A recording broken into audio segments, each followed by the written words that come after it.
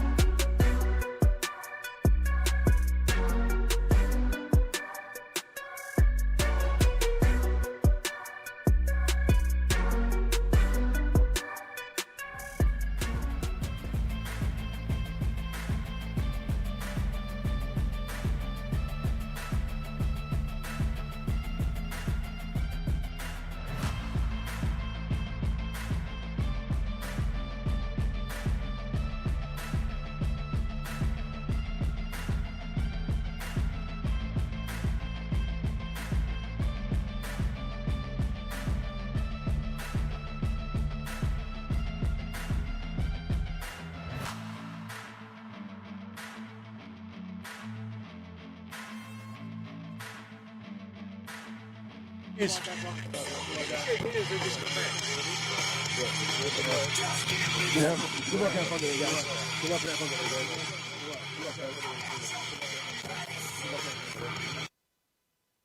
think Coach Roble just said it the best. Congratulations on making the playoffs, gentlemen.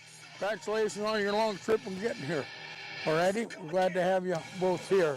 We're going to do the best we can. We are licensed by the IHSA to do your playoff game today. Alrighty, good sportsmanship, gentlemen. Black talks to black, white talks to white. If you make a good hit and you help him up, there's no sin in that. Alrighty? For all your kneecaps and watch your language. That's all we ask. Alrighty? Head.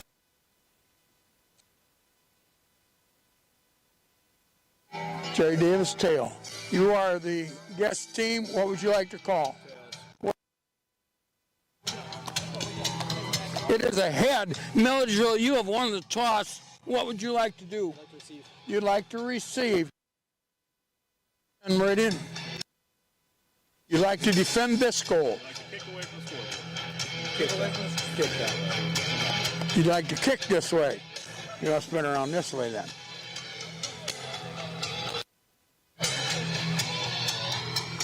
Milledgeville has won the toss and will receive. The gentleman will be kicking this way. And welcome to Floyd. Shake hands, gentlemen. Good luck. Thank you. Milledgeville High School for this first round playoff. Illinois.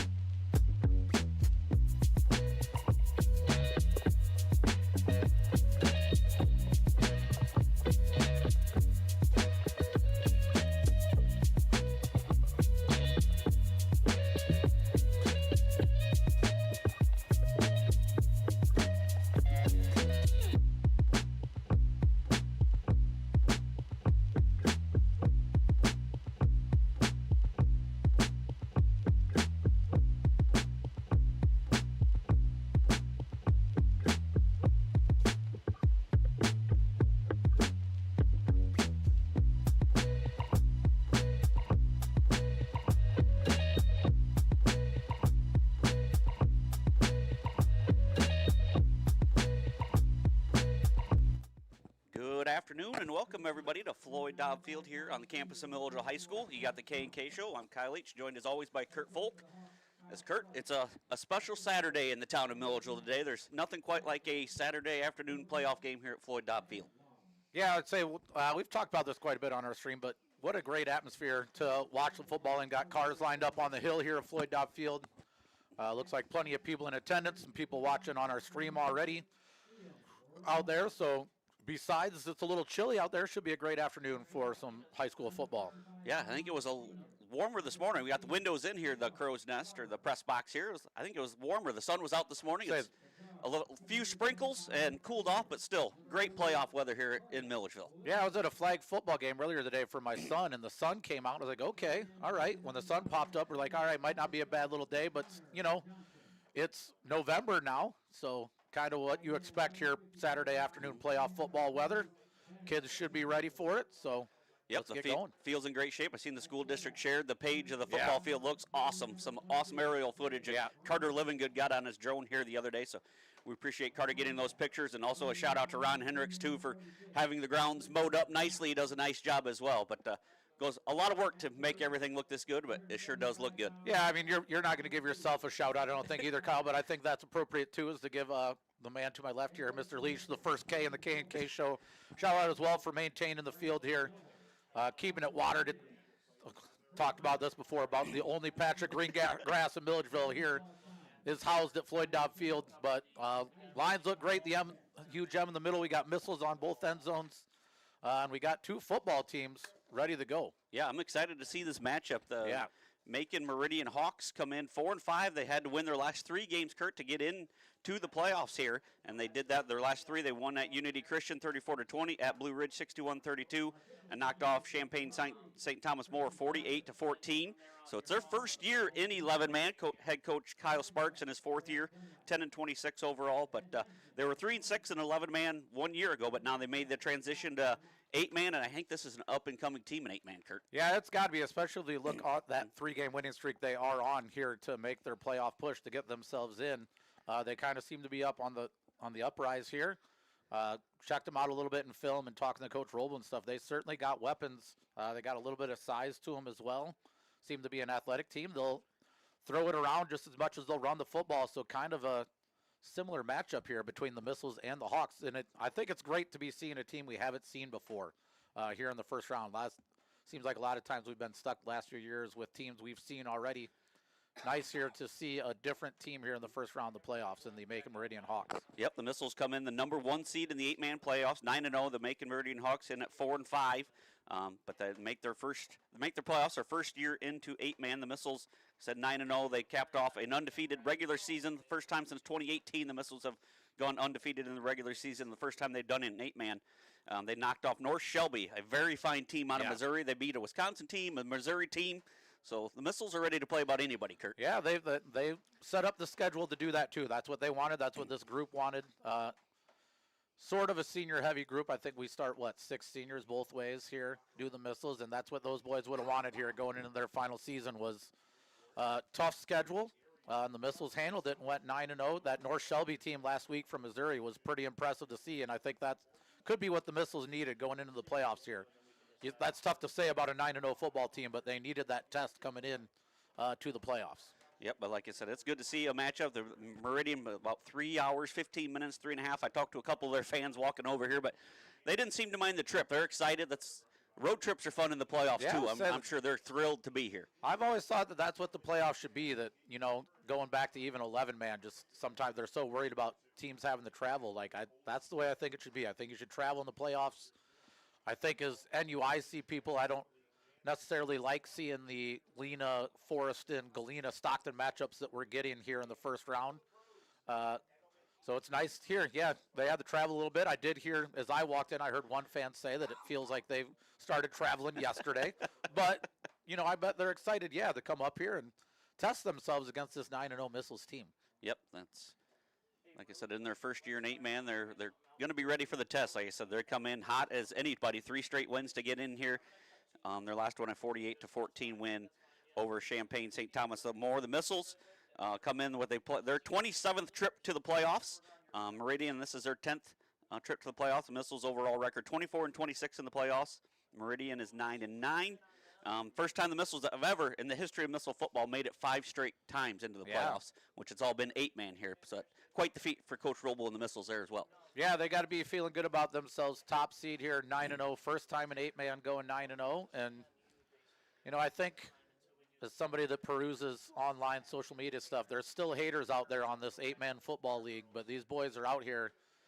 I'd challenge some people to come out here and play 8-man as well. We've talked a lot about how your tackling actually has to be a little bit better to me in 8-man. One-on-one tackling, there is more points scored in 8-man. I will give anybody that there are more points scored because it is a little bit more wide open. Not as many people, but I would argue that your individual one-on-one tackling has to be better in the 8-man league than even 11-man, and I think this Missiles team proves that because their defense brings it. Yep, there wasn't an 8-man game last night. Number 4 seed Pawnee won over the 13th, or Pawnee got the victory 42-30 over, I got a typo there, Flanagan Cornell Woodland. Pawnee can't play Pawnee, but they knocked off Flanagan Cornell Woodland 42-30, so they will advance to play the winner of Amboy and Milford today. Yeah. The other games are at 1 o'clock with South Beloit, Alden Hebron, West Carroll and West Central today at 1 o'clock, Polo and Kirkland Hiawatha at 1 o'clock. 2 o'clock today is Milford Cissna Park at Amboy, and 3 o'clock is Metro East at St. Anne, and Galva makes the trek down to South Fork at 6 o'clock tonight, rounds out the 8-man schedule. And the other games going on around the NUIC and local teams, 1A, 1 o'clock is Forreston at Lee Wynn, and Galena at Stockton. I believe Stockton was up 8-0 in the second quarter there. Lee Wynn was leading Forreston as well. At the half, it's EPC trailing Farmington just 7-0 though at the half. Wow. The 14 seed Wildcats giving the number 3 seed undefeated Farmington Farmers all they can handle right now. It's 7-0 at the half.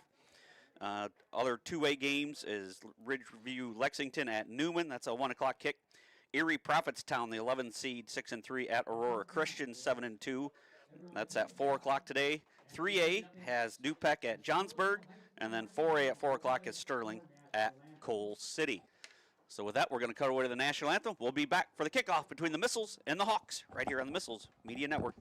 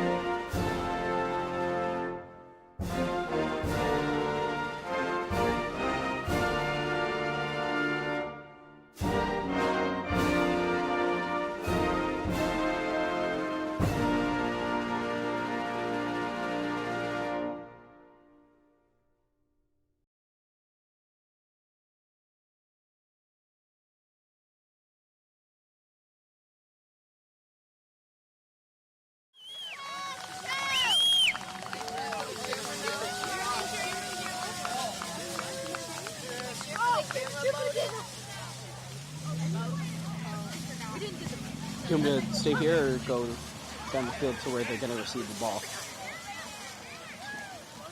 You guys ready to cheer for the camera? Yeah! All right, you want me to tell them to cheer on 3?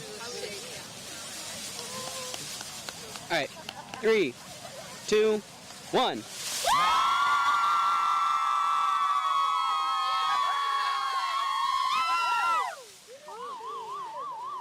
Thank you. Welcome back here. Ready for kickoff between the Missiles and the Hawks. We'll go over the starting lineups here first. For the Hawks on defense, we got Isaac Hansen, a junior at defensive end. The other defensive end is Ted Jones, a senior. Defensive line, Kylan Morris, a sophomore. And defensive line, Austin Merritt, a senior. Linebackers are Seth Ralston, a sophomore, and Maxwell Hubner, a sophomore. Defensive backs are Jason O'Laughlin, a senior, and Trenton Dowdy, a sophomore. Head coach Kyle Sparks, assisted by Riley Allen, Zach Allen, Bill Miller, and Ed Long. For the Missiles here on offense, we got Kyson Francis, a sophomore quarterback. We got Jaden Promenschinkel, a junior running back. Spencer Nye, a senior running back. Connor Johnson at tight end, a senior. The other tight end, Benny Mickelson, a senior. Guards are Caleb Sarber and Carter Livingood, both seniors. And the center is Ian Rayhorn, a sophomore. Missiles coached by head coach Jason Roble in his 17th year with an overall record of 86-79, assisted by Brad Grenoble, Austin Caravia, Cal Engelkins, Cameron Dautine, Ryan Kendall, Cody Druce, and Isaac Tom Smith. Looks like 27 set to tote up. Trenton Dowdy here for the Hawks. Johnson and Nye back to receive for the Missiles. And let's get some playoff football underway here, Yeah, Kurt. about to kick off here is Dowdy. Missiles did win the toss and elected to bring their offense out. This one's going to go to Wyatt Ebersong. He's hit there pretty hard right away by number 12 there. Got to find a name here. Number 12 is Ethan Long for the Hawks. So great coverage by the special teams unit of the Hawks, and so they're fired up here.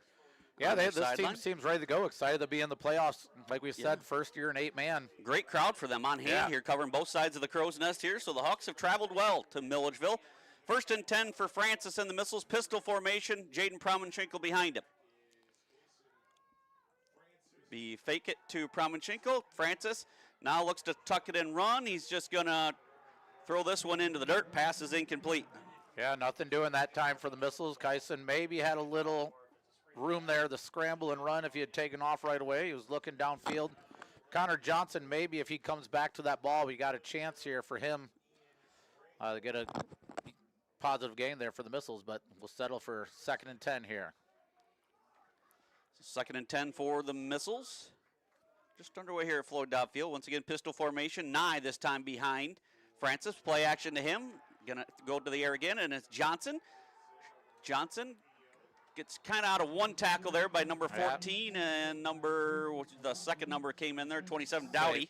So Laughlin there at first was able to kind of make an initial tackle there and hold him up there for Dowdy to come in and finish it off that play. Gain of 7, 3rd down and 3 here for the Missiles. Ball on their own 40-yard line. Missiles going to the air, their first 2 plays. I do think we were looking to set up that screen that we've had some success with on that very first play.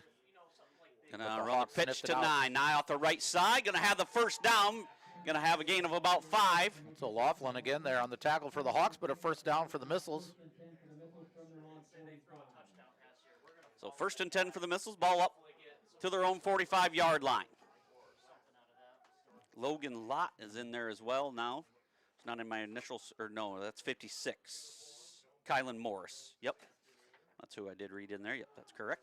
Yeah, all these Hawks hovering around 6 foot tall, hovering around the 200-pound mark. Francis, play action pass. Francis gonna put it up. He's airing it out to Johnson. And just overthrown him. Had him. Yeah. Just a miss there. That would have gone for 6, but Francis just misses him. Yeah, Johnson there had 2 steps, 3 steps there on number 14, O'Laughlin there in the secondary of the Hawks, just slightly overthrown there to Johnson.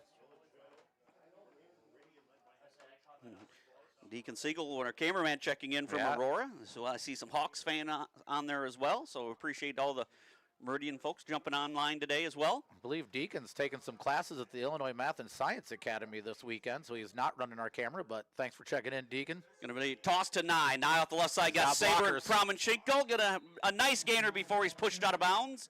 Gain of about 7, it looks like. Yeah, nice wall set up out here by Promenschinkel and Sarber to give Nye enough room here to give him a good 6. gainer there, 6 yards. 3rd down and 4 here for the Missiles. 10:45 to go in the opening quarter. 1st and 10 for the Missiles. Ball on the Hawks' 49-yard line. The Hawks come in allowing 36.8 points per game. They score 32.7. Kevin Tessendorf tuned in from Rockford as well. Thanks for listening, Kevin. pass for Francis and the Missiles. He's got Johnson deep. This time he hits him inside the 20, inside the 10, 5, pushing it away, in for a missile, touchdown. Dowdy couldn't get him down, Kurt. They're hand fighting into the end zone. A little hand fight into the end zone there. A little Greco-Roman wrestling there in the end zone by Johnson and O'Laughlin or Dowdy, or who was down there? Was that Dowdy down there on him? I believe so. Yeah, but There's a couple, another in there late, but Johnson and Francis missed that first connection, able to find that second one. He was just as wide open on that one. Dowdy was able to recover a little bit, and then, Johnson wins the hand fight battle. Here's a dozer package. Livingood takes a snap. He's going to bumble his way in. 2-point conversion good. Wreck-It Ralph runs it in. And the Missiles lead 8-0. 10:35 to go here in this opening quarter. We'll be right back on the Missiles Media Network.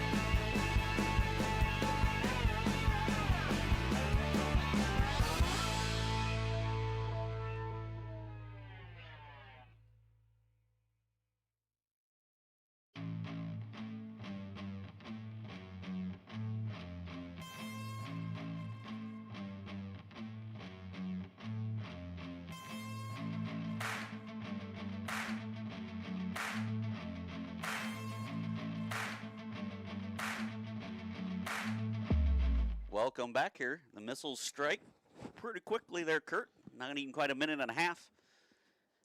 Minute 25 seconds, 49-yard Francis. Put a little more air under that one. Let Johnson run under that one. Gave Johnson a little more time to get under that ball. I don't want to say we questioned. The Missiles won the toss. I'm not saying we questioned why they took the ball, but I think that answers why they took the ball. But now we get to see this Missiles defense that the starters have given up very few points this year, so the Hawks going to just kneel that one down is O'Laughlin. O'Laughlin's been around the ball a lot here today. That. Number 14, getting his name called out. One of the few, just checking the roster, Kurt. That's one of the, what do they got, three seniors? 3 seniors on this roster. So, yeah, that's like an impressive team for Meridian here. Young team, but, yeah, they've got some nice pieces. If you want to, I don't know if it's legal, but if you want to make a bet on 8-man next year, this might be the team you want to place some money down on. So here come the Hawks. Bryce Brown in at quarterback, shotgun formation. Give it to the, fake it. Nice fake there. Now going to get it out to number 13. He's got some room to run. It slips out of bounds there. Yeah. Nice play, gain about 9, maybe 10. Yeah, the Hawks here are going to feature an offense that you see a lot of on. Was that a run or a pass, Kurt? Was that a pitch? I think that was a run. That was a run because it went backwards. So that's a pitch play there. It's going to be a run. Ralston, yeah, he's listed wide receiver, but he does a lot of the running back as well. Austin Merritt in there at fullback. Yeah. He's got just kind of an extra lineman. He will get some carries, but gain of 9 on the opening play there for the Hawks. Yeah, look in here, run pass option here, a little RPO offense here for the Hawks. Ralston going to be chopped down there by Spencer Nye. No gain on the play. It's going to be 3rd and short. Good read there by Spencer Nye to keep them behind the sticks here. Yeah, you see a lot of college teams, and the NFL throws it in there a little bit, but this run pass option, this quarterback's got a read here. So he's either going to hand it off or he's going to pull it and keep it, and then they'll always have people out running routes as well, too, so you got to kind of stay home here. That's going to draw the Missiles off sides. Going, the Missiles jump there, so going to convert, give them a first down here. He's 3rd and short, but 5 yards there. First penalty of the game and goes against the Missiles. So 1st and 10 for the Hawks. They're into Missile territory already on the Missiles 45-yard line. Just under 10 minutes to go in quarter number 2. Brown, shotgun formation.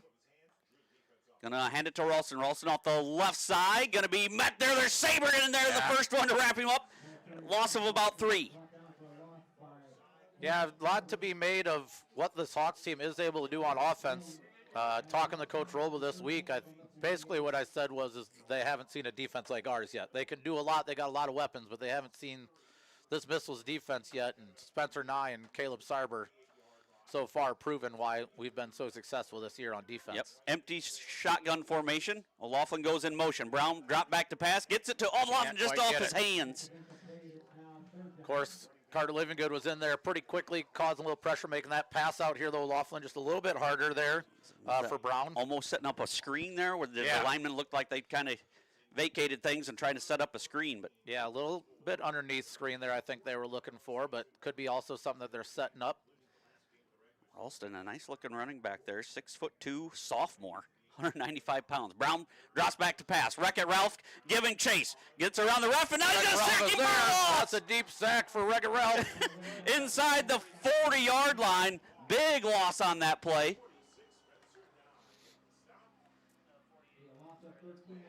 Minus 13 on that play. He was in there right at the snap, Kurt. Yeah.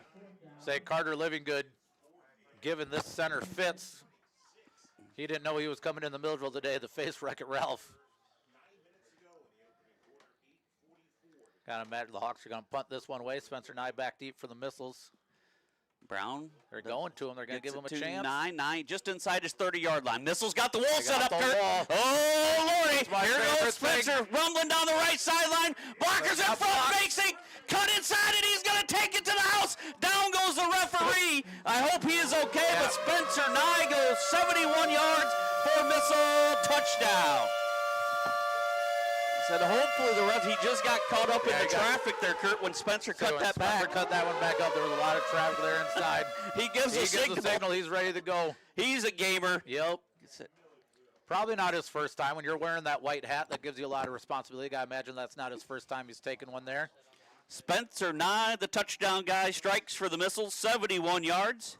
There's nothing prettier than a Missiles wall towards our sideline on a Saturday afternoon on a special teams play. I hope Coach Digman's watching that.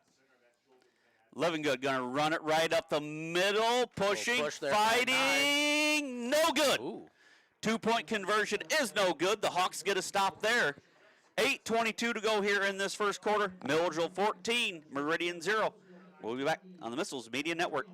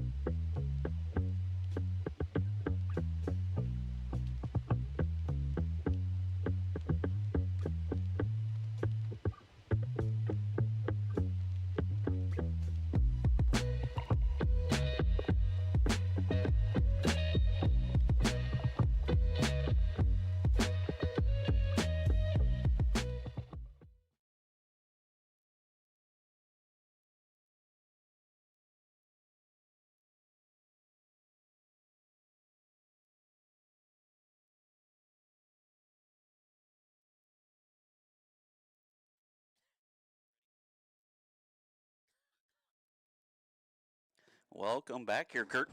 The Missiles strike with the special teams this time, Kurt. Yeah, there's only one problem with that special teams touchdown is probably not going to get a chance to see it again. You mentioned you kind of are a bit surprised when they kicked it right down the middle of the field. I was. He's going to get a chance. Like, why? And we could both see, after we've seen that he catches it midfield, we look over to the right side. We're like, oh, boy. That's a classic miss. That's going back to Harchie days, if not longer. There, we might be. That's a classic Missiles return towards our sideline. Set up the wall. Doesn't matter, 8-man, 11-man. Mike Leach running our scoreboard here today. West Carroll leads 19-0 at the half. Here come the Hawks. Brown shotgun formation, going to hand it to. Blown up there right away. Can't even see the number. I think the ball went on the floor there. There's a fight for it going on. Mickelson in there right away. Rayhorn in there. Was 22. Say 22. Alex Hudson ended up with it or on it. Not really sure. It kind of looked like the ball did hit the ground there. The Hawks came out with a lot of momentum early. Like I said, made a couple defensive plays before they got burned, but then on offense had a nice first play. But Missiles defensive line. Yeah, giving a lot of fits here early to the Hawks. Pitch to Ralston. Ralston off the right side. Makes a nice cut. Going to turn it into a pot. Oh, he almost got free there. Yeah. Mickelson on the stop. Yeah, Mickelson able to recover there after kind of allowing that play to get strung outside here. Mickelson was able to recover and end up being the one making that stop. We had Saber flying in to break it up. But Mickelson able to grab a leg to bring him down here when it looked like he was maybe going to break free. Brian Simpson, he's watching from the other bar. Tom Newbar's checked in. Kurt Eubank said, wasn't that a block in the back penalty on the referee? Probably not going to throw that flag. That's not one you're going to. Valid point there, Kurt. Yeah. As here comes a Here's screen the to screen. Ralston, and blow that up is Johnson right there. Olaf won. The Missiles had that play scouted out perfectly, Kurt. Connor Johnson all over that one, and he makes a good open field tackle. Johnson whiffs on that one or doesn't come up and make a hard tackle there like he did. That could be a different story here for the Hawks.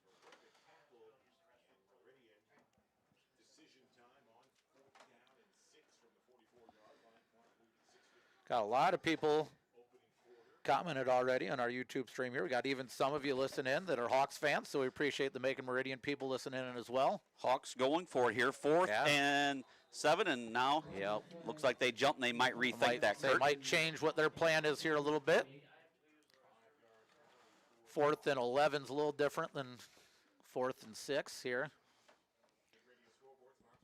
So we had, what was it, 22-14? Yeah, spread the Polo Miss, at or half. the Marcos on top of Kirkland Hiawatha. Keep sending us on the scores there, Mike. The Galeen and Stockton 8-0. That's a 8-0 at half. That's a tough draw for Coach Downey and the Blackhawks. Yeah. Go 9-0, and then you're rewarded with your conference rival, probably biggest rival. Yeah. Them or Lena, but that rivalry, Stockton-Galeen, goes back a long way. But the Hawks going to go for it here, Kurt. Yeah, still going for it on 4th and 11 here. Hudson in the backfield next to Brown. Brown going to drop back, rolls to his right. Scanning the field. Double He has move time. here. We're going to have a hold here. He's going to air it out. Caught by Ralston, but this one's going to come back. Yeah. Johnson and him battling for the ball. Ralston has it, but Livingood was held in the backfield there. Hence why he had so much time to throw that ball. Otherwise, I think Livingood's barreling down on that play, but he was held up. Kind of strung that play out a little bit longer. Ralston out here had made a double move on Connor Johnson. Then did a nice job coming back to get the ball, but that's going to move them back even more. Really impressed with Seth Ralston, like I said. Yeah. 6'2", 195-pound sophomore, running back, linebacker, wide receiver, does it all. Very nice piece here for the Hawks. Now I got to imagine the Hawks are going to punt it. Didn't on 4th and 6. Not going to punt on 4th and 11, but it looks like they will punt here. The quarterback is a punter, so you do have to. Oh, it goes over his head. High snap. It's inside the 10. He's got time to get it away. Something away. It's going to take a nice Meridian bounce. So nice job there by quarterback Bryce Brown. Gets it all the way out to the 45-yard line. So it's going to be about a 17-yard punt. But he avoids disaster there. Kurt. Good job getting something out of nothing there by Brown. Snap over his head. That is something on film that we did see often, even just in the regular offense. Those snaps over their head. And Brown standing at 6'3". That means that snap was high. Yeah. So the Missiles take over. 1st and 10 ball on the Hawks' 45-yard line. 6:12 to go in the opening quarter. Missiles lead 14-0. Francis under center. Double tight end set, I formation. Going to hand out to Nye. Nye gets out of one tackle. Gets out of another. Spencer Nye still rumbling. Dragging defenders. Ralston going to finally bring him down after a gain of about 13, maybe 14. Yeah, I don't know if we have any aspiring fullbacks out there, but watch film of Spencer Nye running the football. Low to the ground, low center of gravity helps, obviously, but nice sharp cuts. Head down, eyes up, though. Puts shoulders in the people, runs the ball hard. Ball on the 31-yard line. Francis going to hand to Nye. Nye, there's a gaping hole at the right side. Spencer Nye, the touchdown guy, is going to do it again. He goes 31 yards for a missile. Touchdown. Kurt, you could have ran that one in. Yeah, I think anybody would have scored on that one. That was a huge hole you could run a Mack truck through. Spencer Nye, the touchdown guy. I heard that. You might want to trademark that, Kyle. I've claimed rights to that, yeah. I've heard that used on a couple of news stations that, I don't know, I think you can make some money off of this deal if you copyright that. 31 yards, Livingood and Ray Horn off that right side there with Johnson as well leading the way. Now, once again, Nye right up the middle. He walks into the end zone. 5:44 to go here in this opening quarter. Milledgeville 22, Meridian 0. We'll be back on the Missiles Media Network.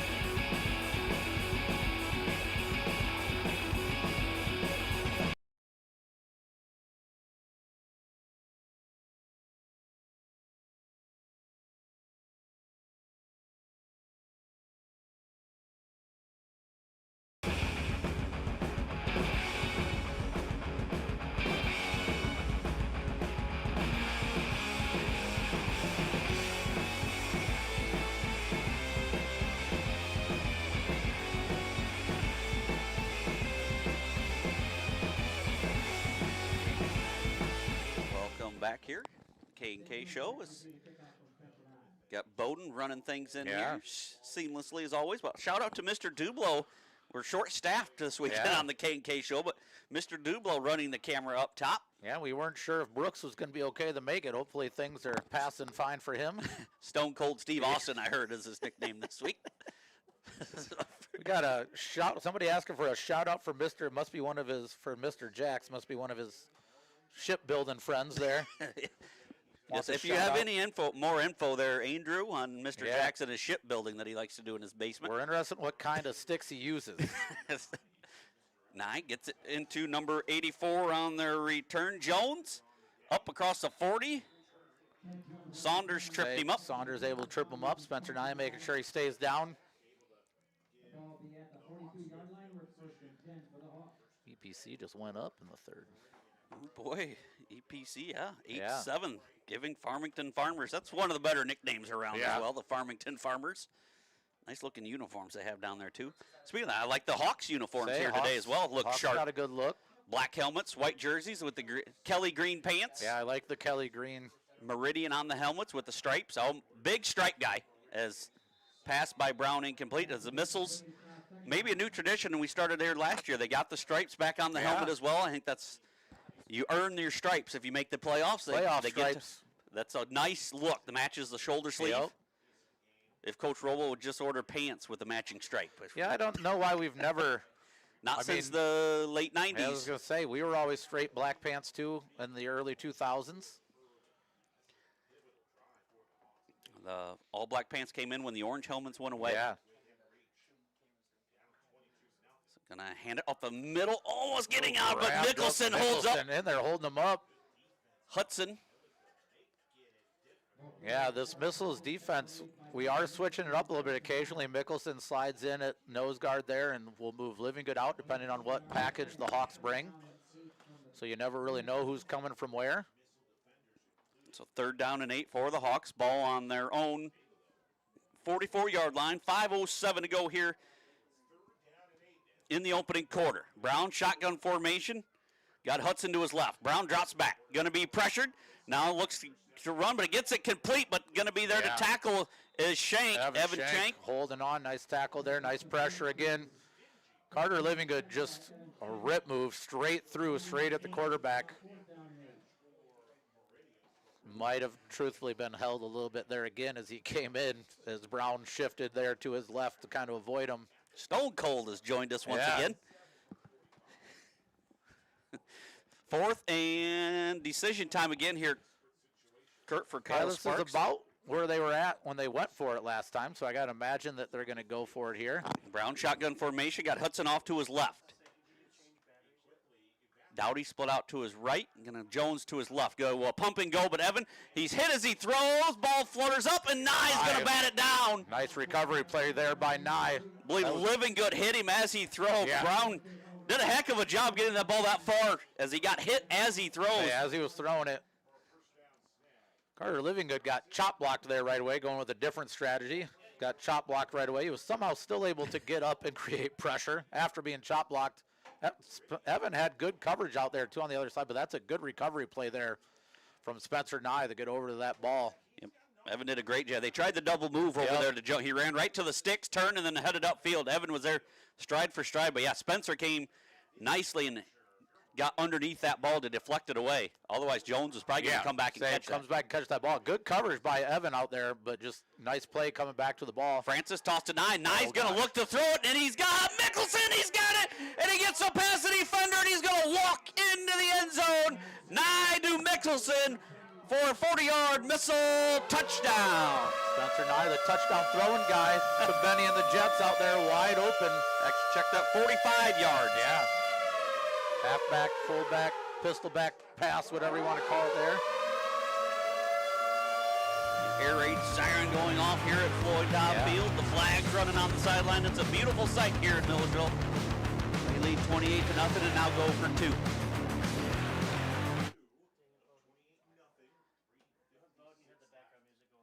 Shotgun or pistol formation for Francis. Nye behind him. There's a little shovel pass to Johnson. Makes a cut. And but boy, gets knocked down there. Over. He got the ball across the line, though. But yes, he does, as he was posing with the ball across the end zone. Johnson laying down angel style there. Ralston laid him out there at the goal line. That was quite the hit there by Ralston, but Johnson stretches the ball across the goal line. Here's the replay, folks, of the touchdown. To Nye. Mickelson gets past the defender. That was Dowdy. Yeah, Dowdy thought he had a beat on the ball there, but gets it right over his hand. Mickelson's waiting arms. So 3:56 to go here in the first quarter. Milledgeville 30, Meridian Hawks 0. We'll be back on the Missiles Media Network.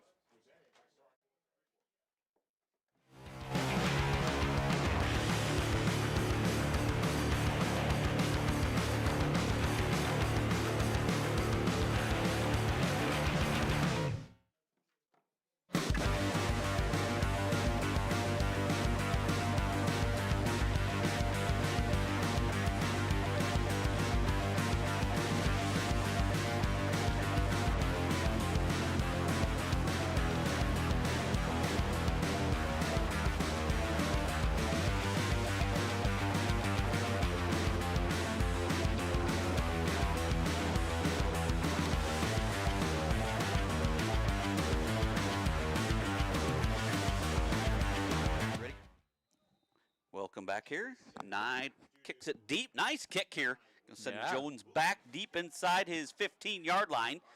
Jones looking for room. There's a holding penalty. Saber was held. Almost looked like those two were dancing. Saber was trying to get away, and he just hugged him. Saber, he's got that Chihuahua mentality. He just gets up. You could tell he was steaming mad. He was mad. He didn't know if the flag was coming in or not. He was mad. He's not really going to ever tell anybody, but you can tell when Saber's mad. So a hold here, going to back up the Hawks.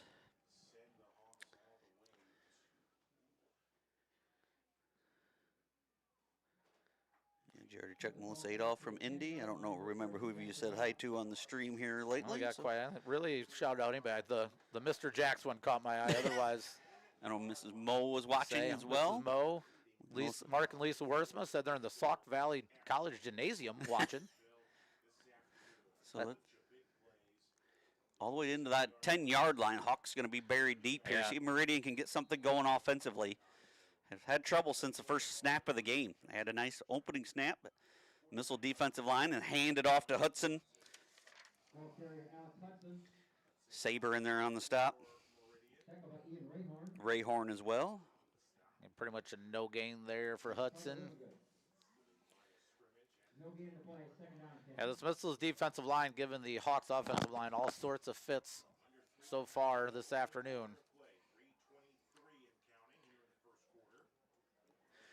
So short game giving one on that one. 2nd and 9 here.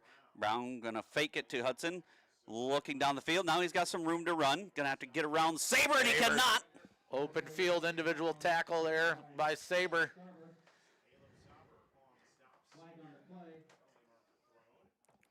I did not see the flags that in the backfield could have a hold here once again, Kurt. I think there was a hold there. They had two people on Carter Livingood, and basically both of them were holding him. That's Wreck-It Ralph living up to his name here. You know, I don't hate to say it, but basically if Carter Livingood would stop, just assume that flag was pulled because he was held. But they double-teamed Carter that time, and both were holding him up top. So be half the distance to a goal penalty. I got a message today from a good friend of mine, Dave Weisner, we talked a little bit about last week. I'm sure his son, Hank, never holds at his tackle position, but they won. They're going to the Super Bowl, the Damascus Cougars. Congratulations to Hank Weisner. Nice pass there. Brown gets it out there to Dowdy. It's going to be short of it's going to be short of the first down. Going to bring up 3rd and short, though. It's a big play for the Hawks here. Get some momentum moving for them. Gain of 12 there. Dowdy's first catch of the ball game. So about 3rd down and 2 here for the Hawks. Give them 13 yards. As we got a stoppage here with equipment issue, not sure. I've been trying to figure out what's laying on the field there just in front of the Hawks. Isn't there something? I thought maybe that was the issue, but. With the game clock, they want it reset to 2:48. I'm not sure. I guess maybe they said he got him. He went out of bounds maybe, and the clock continued to run. So 3rd down and 2 for the Hawks. Brown shotgun formation. Off to his right is Hudson. Takes a snap, going to drop back. Looking to his left. Now he's going to take off and run. He's got room to run. Brown across the 25. So nice gainer there for Brown. So gain of 9 yards there for Brown. Yeah, Brown able to scramble to pick up a 1st down here for the Hawks, and then decided to take a little trip into the Missiles sideline there to avoid a Spencer Nye hit. Can't say I blame him.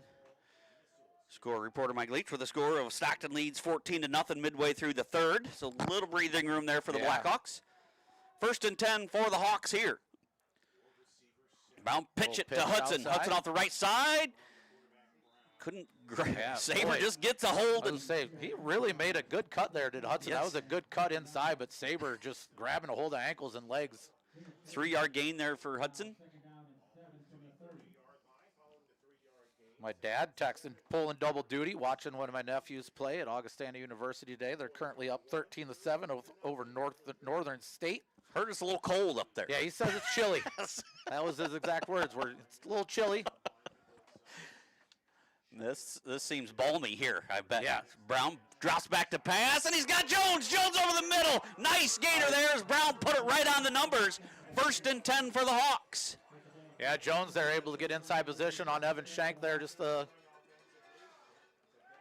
kind of little post route there to the middle there by Jones. Big-bodied kid. Able to get inside Evan for a 1st down for the Hawks. Now they got some movement going here to the Hawks. Nice pass there by Bryce Brown. 1st and 10 for the Hawks. Ball in the Missile 49-yard line.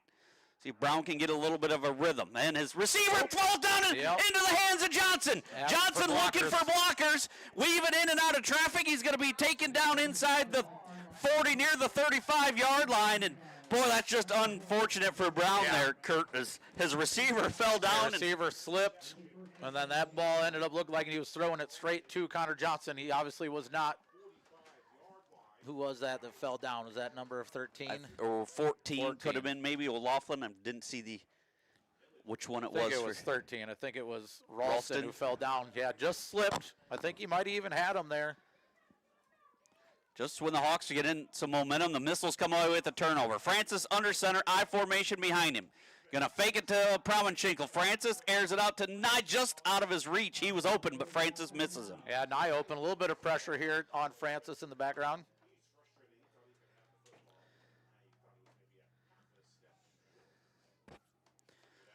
So 2nd and 10 now for the Missiles. Ball on the Hawks' 35-yard line. Now that I see everything looks tip-top shape here, Kurt, other than the scoreboard light that's out, sponsored by Selman Electric. Oh, yep.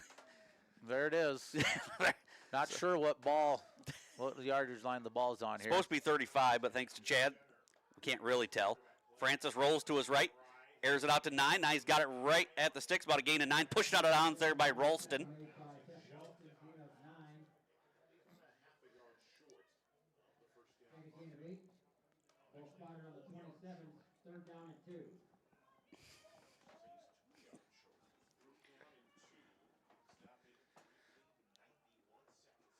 So give him a gain of 8.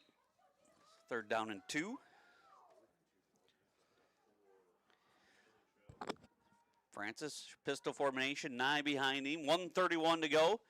Gonna drop to 9. 9 tosses at him out the right side, runs over one defender. Ralston drags him down, but nice gainer there. Yeah, pitch to the outside. Nye pretty easily had the 1st down. Then it's almost like he went headhunting there once he knew he had the 1st down. It's like, all right, who can I hit? 1st and 10 Missiles, gain of 11 more there. 1st and 10, ball on the Hawks' 16-yard line, 1:20 and counting.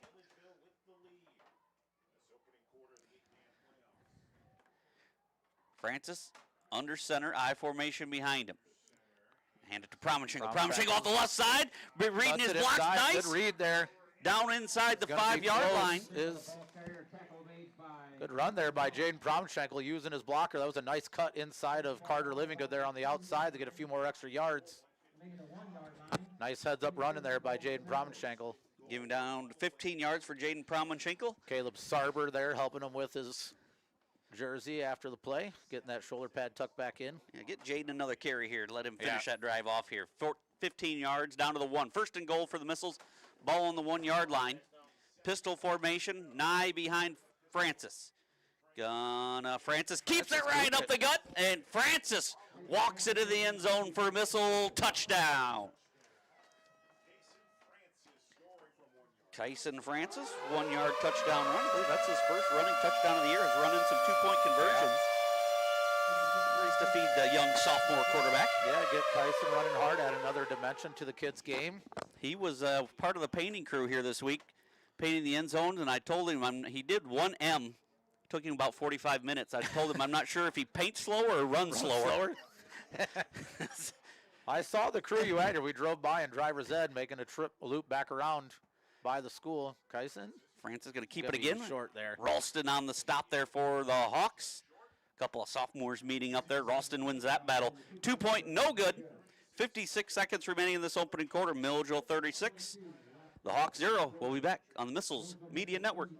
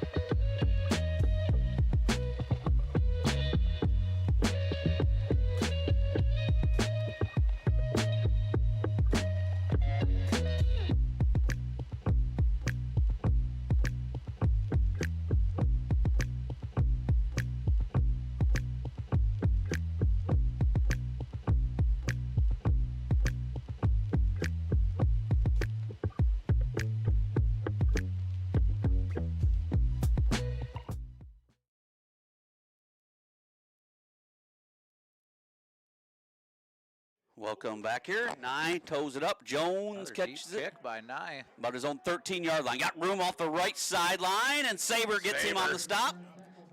Another official wiped out, but he seems to be okay. Did a nice job hurdling almost that one. Pops right back up, though. Saber just gives you a glimmer of hope that it looks like you're going to get by him, but he does not relent. He does not let go. He's going to make the tackle in wide open spaces, is Caleb Sarber.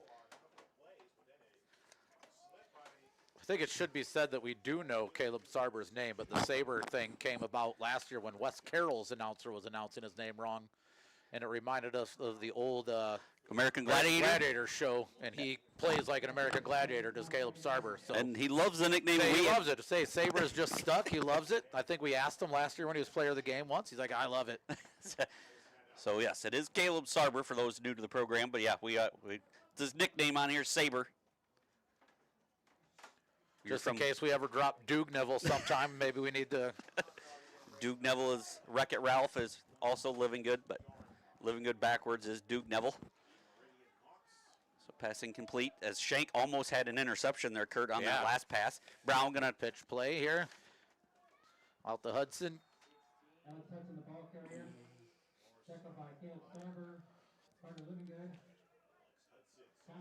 Hudson gain of about 1 there.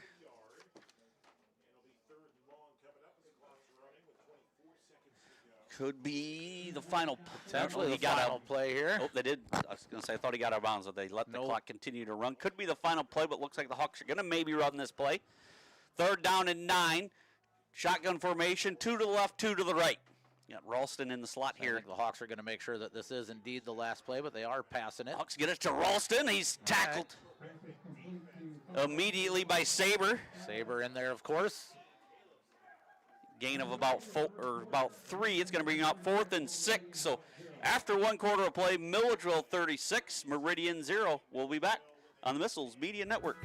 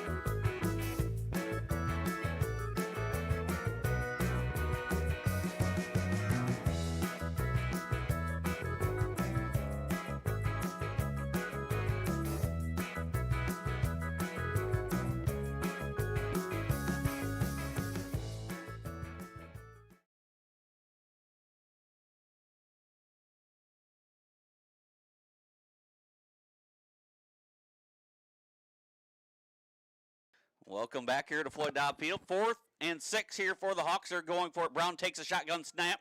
Gets it out to Jones. Jones has a catch and the first down. First down here for the Hawks. Nice pitch and catch there. Gains of about 9 on that play. Jones, also one of the Hawks seniors on the team, one of their 3 seniors. It's at a nice game. 2 catches now, Yeah. 29 yards. Goes 6'2", 195. So the Hawks, like I said, just 3 seniors on this team. Said first year of 8-man, they do make the playoffs, but I think team just might be just a year away. But Yeah. they're Yeah, first year in 8-man, they might have, just been figuring out some of the little nuances it takes early in the season. Brown going to drop back now. He takes it off and run. Getting to the sideline is Brown. Nice gain there. Gain about 6 gain there about for Brown. 6. Gonna put him finally in positive yardage after he had that big loss on the play earlier, 13-yard sack he had that taken. sack by Livingood, 13 yards makes it hard to come back in the positive ground, but he does it. So last couple tries, they started getting some things going Yeah. offensively. Last time they had something going and their wide receiver slipped on the play. Brown drops back to pass, looking to his right. Has some time, airs it out. Ralston had stopped running on that play. Yeah. Little miscommunication there. Say some miscommunication on what should have been happening on that route. 14 over there ran right out of bounds. I don't know if he was helped out by Jaden or not, but So he bring up might have had him, but he just kind of let up there. 3rd down and 4. Missiles brought a pressure that time. Polo's pulled away now, Kurt. Yeah. 36. I think maybe you already said that. 36-14 No, I read it but never mentioned it. over Hiawatha. 3rd down and 4. Brown takes the snap. Going to have a delay a game, or do they get a timeout? Nope, delay a game taken.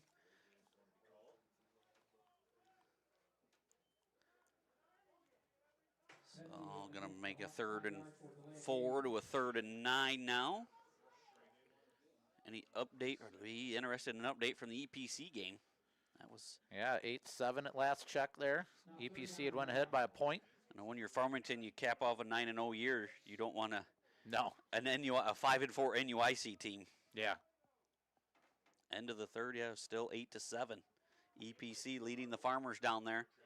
It tells you the strength of the NUIC. Yeah. Brown, shotgun formation, looking to his left, now scans the field.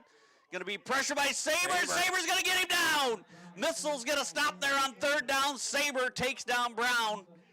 He just couldn't find anybody open, Kurt.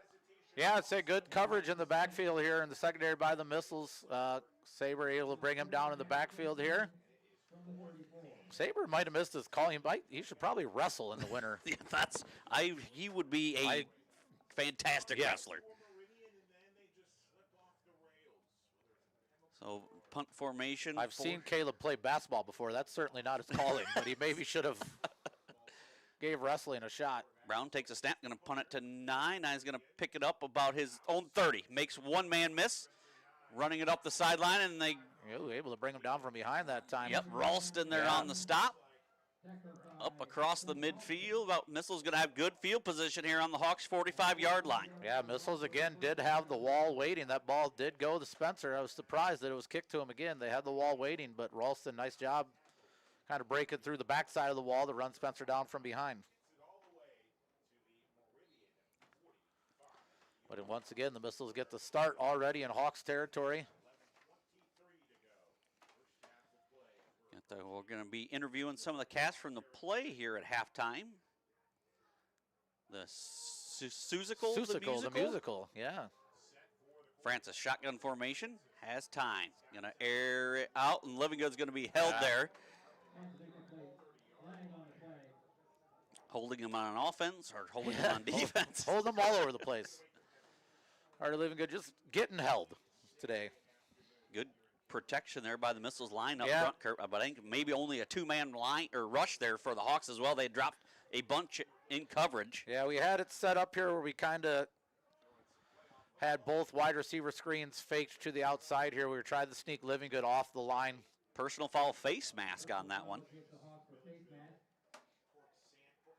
Yeah, Livingood was definitely held on his route back here by number 51, I believe, there, Hanson. Didn't see the face mask, but it must have happened.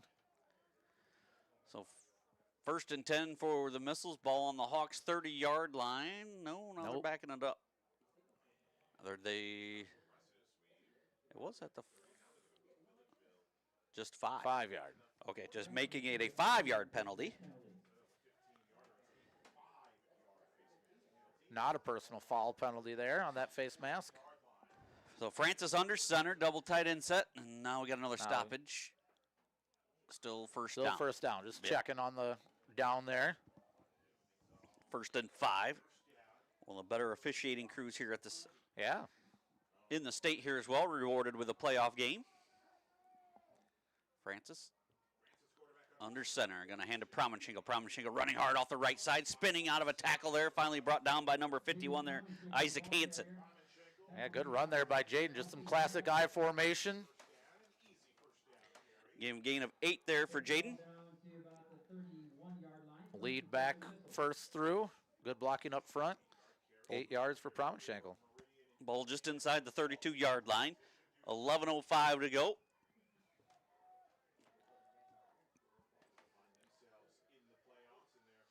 Now we go shotgun formation. Johnson and Nye to the right. Mickelson and Promenchenko to the left. Got to look for Living Good being eligible again here. Francis gonna get it out to Jaden. Jaden makes one man miss. Cuts inside Now on cutting the back. block. He's Jaden's got room run. over here. Room to run. Jaden's inside the 20, 10, 5. Jaden reaches for the goal line, and he's in for a missile touchdown. Jaden Promenchenko goes 32 yards, and the Missiles strike again. That was a whole lot of Promenchenko making something out of nothing there, Kurt. Yeah, he had good blocking out there to the outside on that screen there. That kind of swing screen out to Jaden, but Jaden getting a chance here and saying, give me more of a chance there with that run as Jaden Promenchenko cutting across field here. Kid's got speed. That's never been a doubt. One thing that improved evidently is hands. The first few years you didn't want to throw Jaden the football, Kurt. No, you almost didn't even really want to pitch Jaden the ball. Jaden Promenchenko, 32-yard. And there we go. There it is. The pitch out to him. He handles it. Oh, and he falls down, but he's in for the 2-point conversion. I was worried his knee maybe went down a little earlier. He just kind of tripped. Promenchenko catches it and runs it in, runs in the 2-point conversion as well. Missiles lead 44-0. 10:37 to go here in quarter number 2. We'll be back on the Missiles Media Network.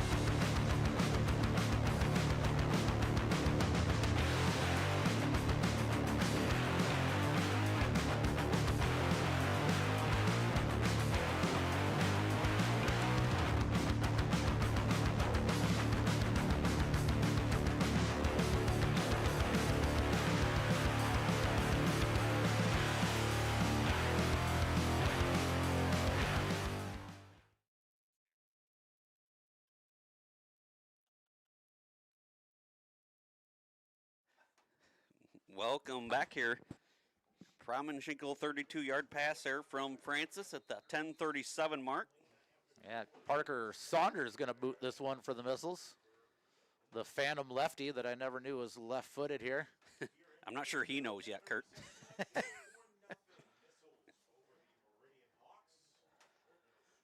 the kick. Jones inside his 20. Runs up the middle, Juke Saber, and he does get out of a tackle there. That's impressive to make Saber miss there. Yeah. Nice return there for Jones. Nice little moves there by Jones. Up across the 35 near the 38-yard line. He juked Saber out, and I thought Saber was still going to make the tackle, but he was able to get through it that time with Saber. Bring it up here to the 38-yard line for the Hawks. He didn't go over the defensive starters for the Missiles. I missed that earlier, but lineman Ray Horn, Livigood, Mickelson. Shotgun formation for Brown. Brown drops back to pass. Spied out here by Caleb Sarber. And Saber's going to get him down there. Going to not be a sack. Going to be a 1-yard gain there for Brown.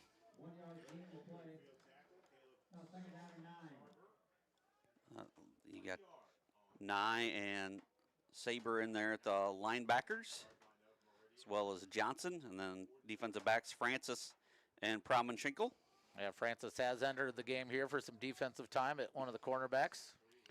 So Brown, shotgun formation.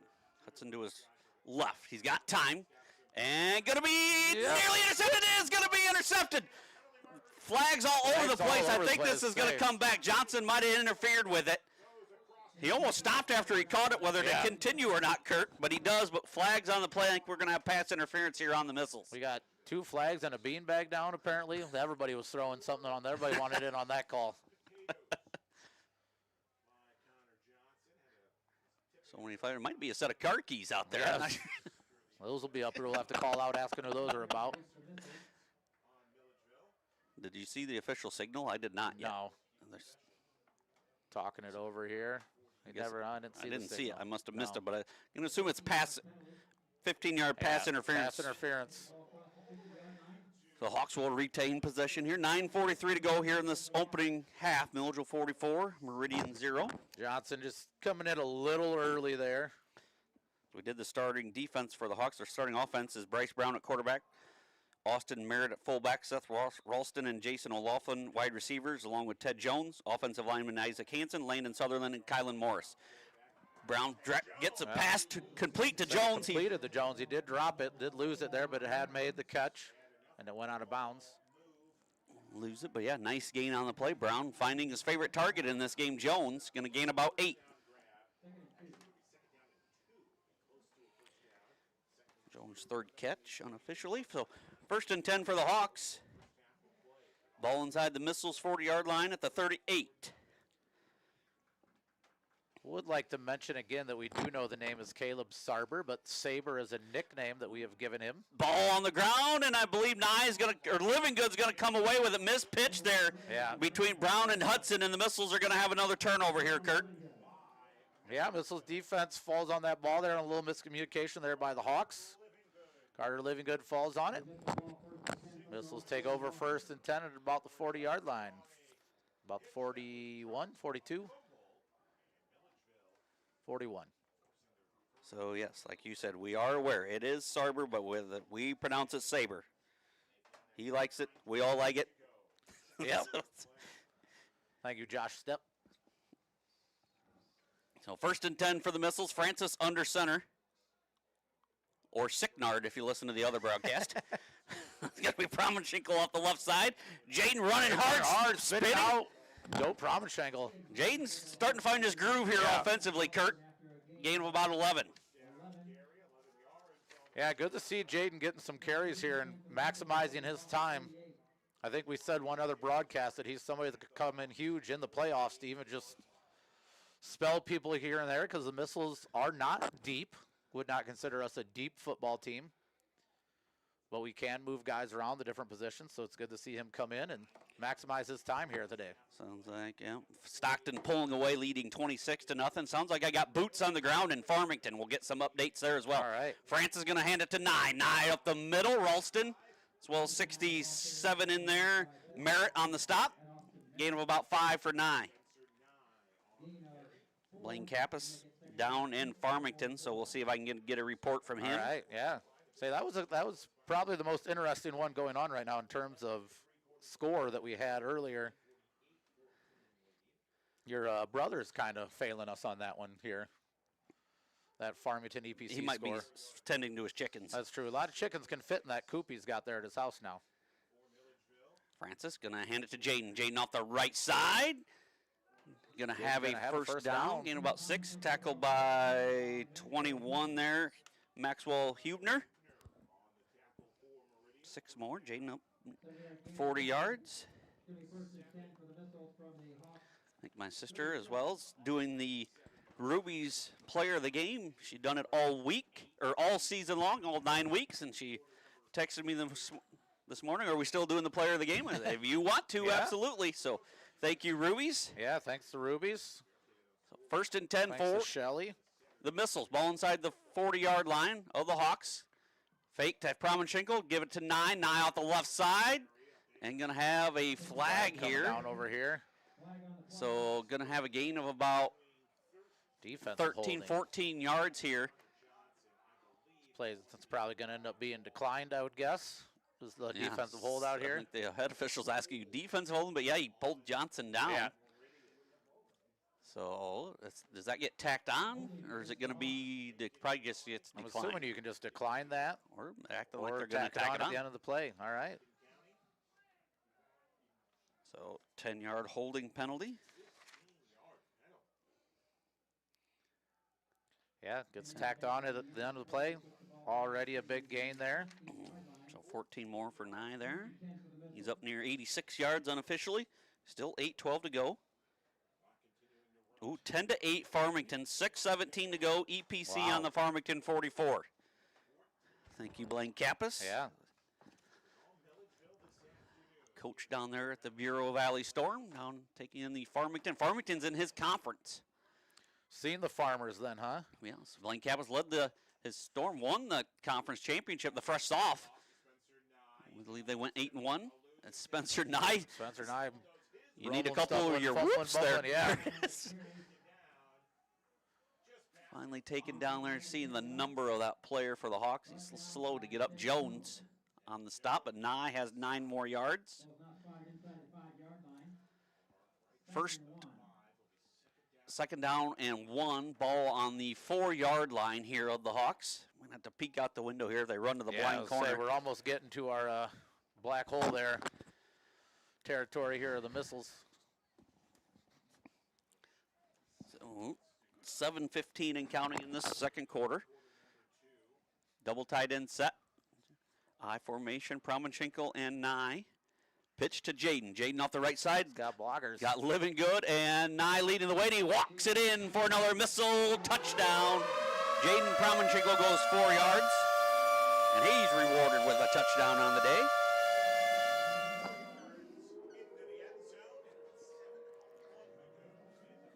Jaden Promenchenko, 4-yard touchdown run. And the Missiles have put up a 50-burger here in the first half here, Kurt. 50 points for the Missiles in the first half. Jaden Promenchenko, second touchdown of the day. I think it's just his first. He ran one down to the 1. Oh, yeah, and then he ended up running in the... Sicknard ran it in. Yeah. Did we wipe that off the board? Did I miss it? Oh. All right. Guess I had looked away. I did not see a flag on the field. Yeah, our siren and everything went off here, so not quite a 50-burger on the board here for the Missiles Our yet. apologies there. So Yeah. should be 2nd and 11. They say it's 1st and 10.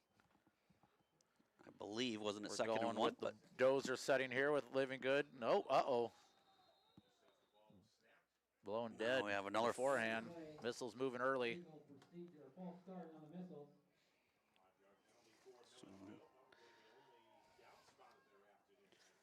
So yeah, wipe off the touchdown. So now it was going to be 19-yard line. I believe it's now they have. Yeah, they did get the down marker the same. So 2nd down and 15. Yep. So yeah, they box operators just maybe a little slow over there. Not Jared Nye.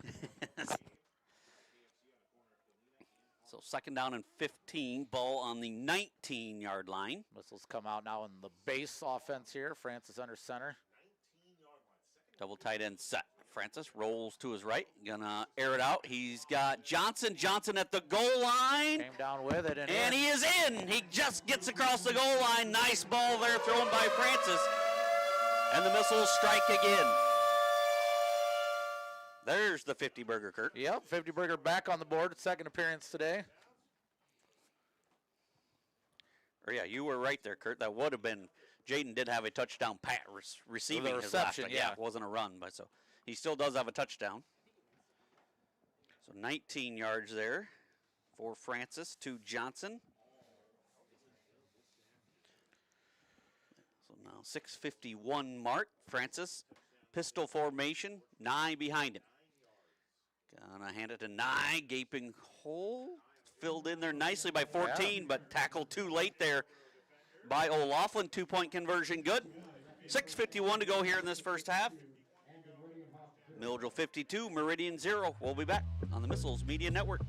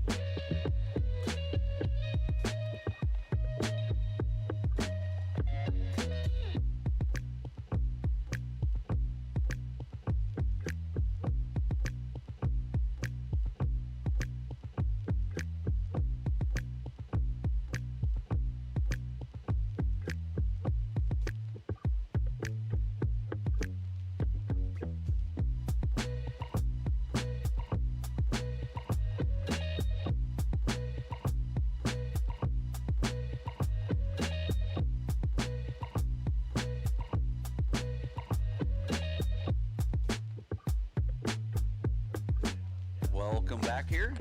Saunders to toe it up for the Missiles. Going to be received by Brown. Jumps in front of Jones. He said, I want to crack at it.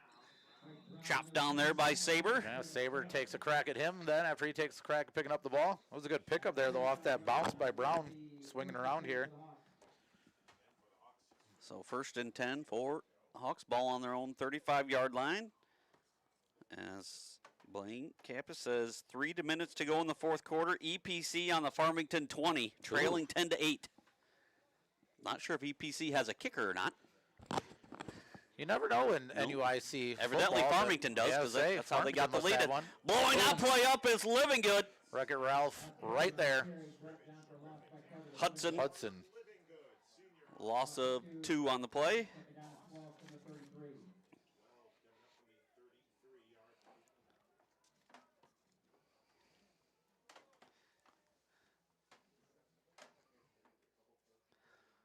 So 2nd down and 12, 6:20 and counting to go.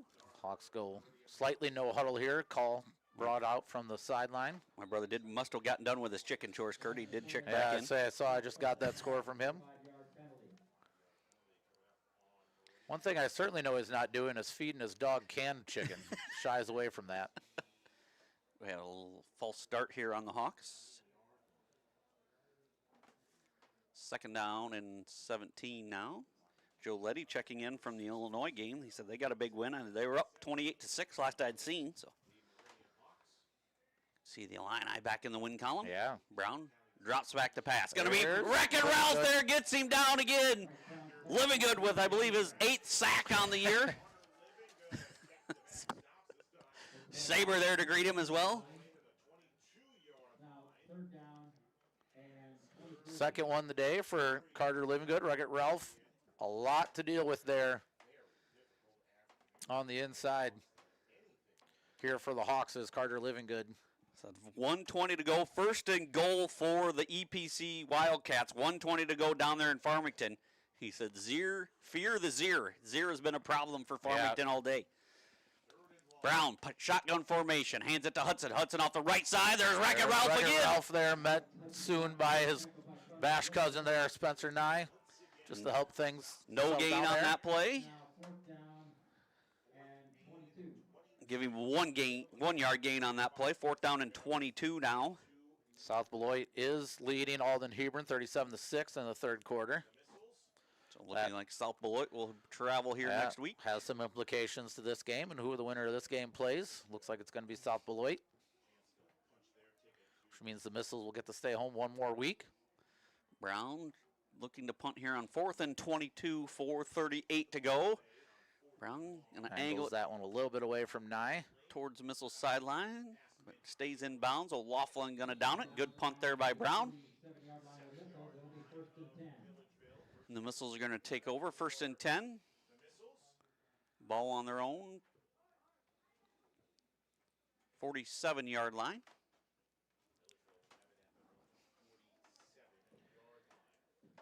Still waiting an update. I've not seen that they've scored yet. He said 10 seconds left. Coming down to the wire. Yeah. What a ball game down there in Farmington. A solid 1st-round football game down in Farmington.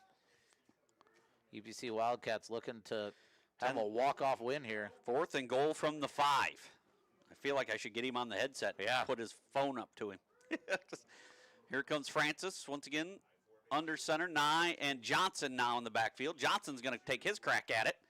Johnson gets a carry, running hard. Carrying defenders. The pile. Gain of about 11. Johnson started as the starting running back this year, Kurt. Had some nice games and then kind of moved to tight end. Yeah, like we said, Missile's not real deep, but they do have some people that they can move around to at least different spots to give teams different looks. Johnson getting his crack here at halfback. Jaden stays in. He's playing the end now. Francis going to pitch it to Johnson. Johnson off the left side. Got Nye on front. Great block there by Spencer Nye. Johnson's off to the races. Johnson's going to take it to the house. He's going to go 43 yards for a Missile touchdown. The injury back here for the Missiles, but Johnson off to the races there, Kurt, showing that speed, track speed. He's got that track speed. Johnson usually part of our state-going boys track team is Johnson. He showed off that speed there. He just got that ball on a dead run. Jaden Promschenkel is down here for the Missiles. I saw Jaden come firing out of his spot here over at end, and he did kind of get thrown down out there. I'm not really sure. So with that, we're going to take an injury timeout. We'll be back on the Missiles Media Network.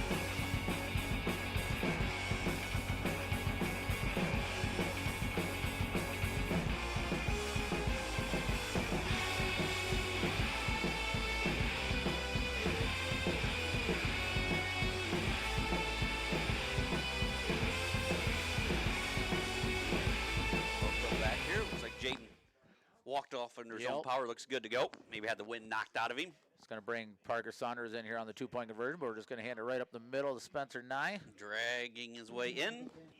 Conversion good. 3:57 to go.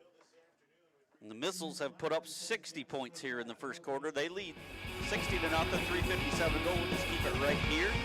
As Blaine Kappa says, the Farmers survived the upset bid by EPC Wildcats. They blocked the field goal.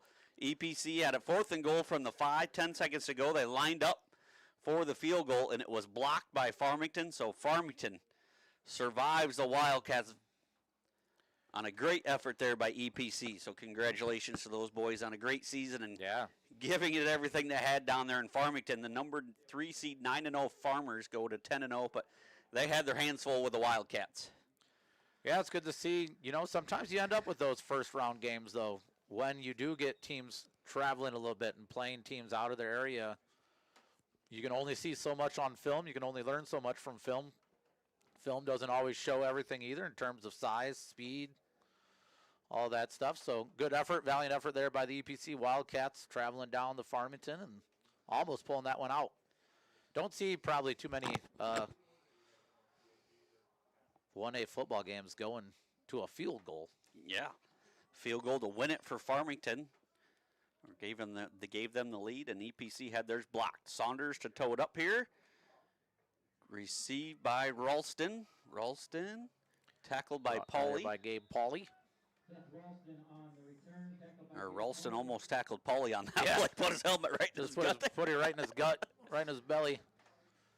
Gabe Pauly just kind of had to wrestle him down there.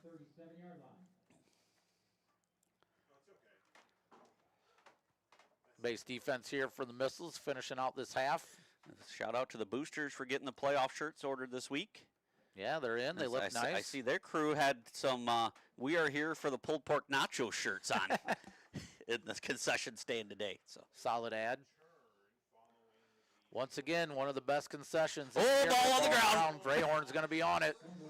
Brown mishandled that ball, and Rayhorn jumps all over it, and the Missiles have their 3rd turnover of the game here. Yeah, that's a risk with this run-pass option here, that RPO play. It's a risk putting the ball on the floor. If that quarterback decides to pull it, but the running back really wants it, you can end up with some miscues there, and Ian Rayhorn drops on it for the Missiles. Missiles got a chance here to put some more points on the board. 3:49 to go. Got Ebersole in here at running back this time for the Missiles. Promschenkel in at fullback. Promschenkel, the up back. I formation for Francis. Going to pitch it to Ebersole. Ebersole off the right side. Got some blockers. Getting some blockers. Is nice game, about 5 there. Ebersole's probably like, normally when I'm in here, I don't have that kind of block. Yeah, so Ebersole's not used to people out there with him. He's used to other colored jerseys meeting them in the backfield, to be honest with you. 4-yard gain there by Ebersole. Clock continues to run. Oh, he was out of bounds, so it stops. 3:43 mark.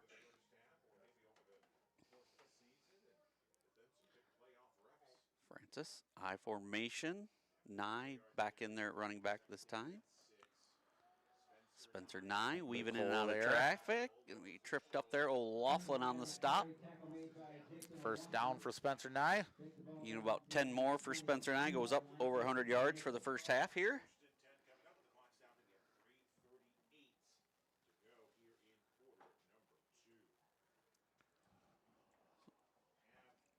Clock back running here after the set of the sticks. So shout out to the spotlight on Illinois 8-man. That crew does a great job every week. Yeah, pulled them up on the bus ride home last week from Bushnell after playing North Shelby there. Spotlight on Illinois 8-man football. Patrick McPherson, Joe Meridian, and Bob Pilling. Every Sunday you can catch our podcast on Facebook. Spencer Nye met right away that time. Nice tackle there. Hubner. Loss of 1 on the play. As well as you can catch the view from the west, the instant reacts tonight about 9:30. Greg Armstrong and Mitch Stormer. That's always a great, they go live on YouTube for the instant reacts, and then they have their weekly, usually Tuesdays, the view from the west, talking 8-man all the way up through. They go to cover Moline, the whole northwestern Illinois. So that's a great podcast as well as NUIC football and NUIC All Access. Kyle Kampmeyer, Jay Doyle, Logan Swan. So great coverage of football up in the area here, Kurt. Yeah, plenty of opportunities in place for you to go check out. Give them a listen. Missile's going to have to hurry this one up here. Pitch outside the Spencer Nye. Ralston on the stop. Not able to bring that one back across the original line of scrimmage. About 5. And a message earlier from Cassandra Byers as well, just thanking us for broadcasting while she's pulling ammonia takes. So thank you to all the farmers as well, but thank you for listening. But she loves that she gets to listen or watch the broadcast at work as well. So down to the final 1:40 to go here in this first half. Missiles leading 60 to nothing over the Macon Meridian Hawks, making the long trek up here today, 3 hours, 15 minutes, or maybe slightly longer.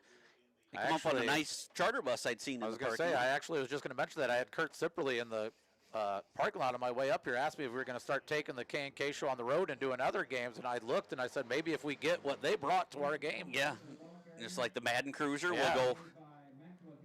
That looked like pretty good luxury that the Hawks showed up in Mr. Jacks can get us a Madden Cruiser. We'll take this show on the road. Kraumenschinkel runs it for about 5. Couple bunks on that thing. Get us some PlayStation 5s. 85-inch TV screen in there. All provided by Mr. Jacks in the district. So 4th and 1, long 1, short 2 here. Missiles letting the play clock wind down here. They have it inside the 15, looks like about the 14-yard line. Mr. Jackson provide Casey's Pizza, the people guessing how many sweet tarts are in a jar. I think we can handle a Madden Cruiser. Francis just right up the middle.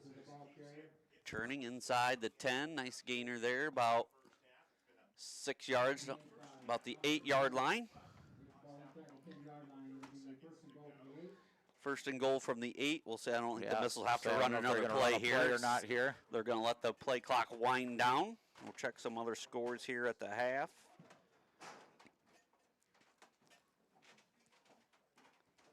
So the final there, like I said, EPC lost to Farmington 10-8. Francis does trot out here to the huddle, but Missiles do not have to run a play. As clock winds down.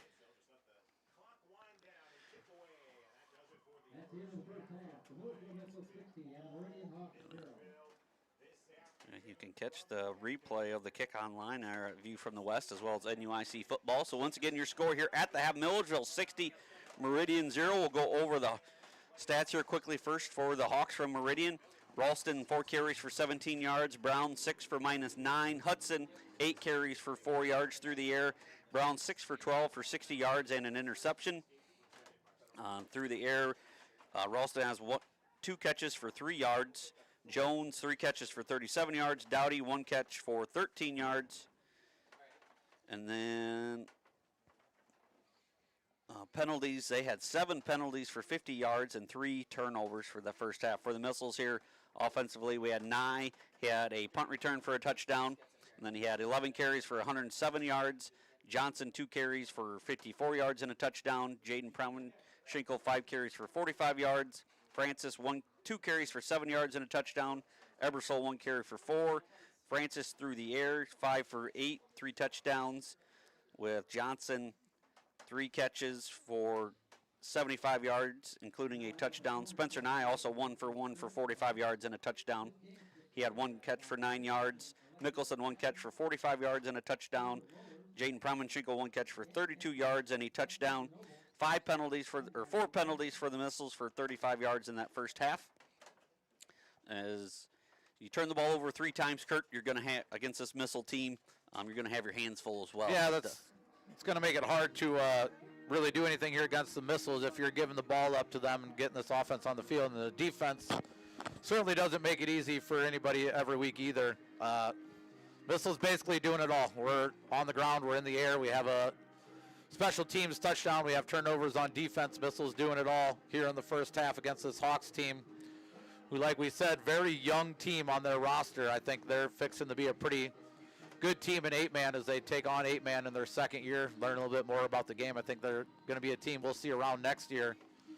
But just kind of hit by the missile train so far here today. And, yeah, like we said, can't turn over the ball to this Missiles team and give them extra opportunities and more time on the clock.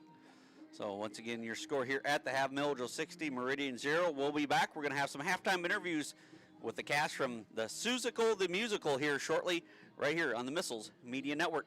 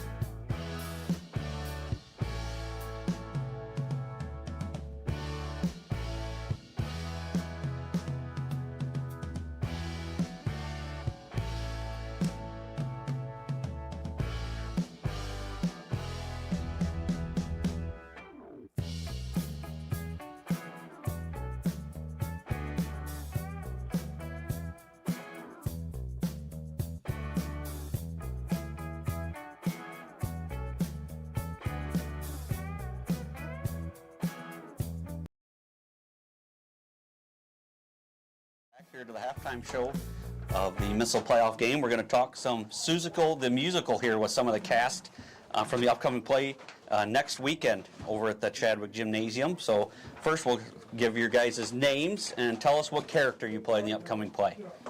I'm Taylor Jacobs, and I play JoJo in our Seussical.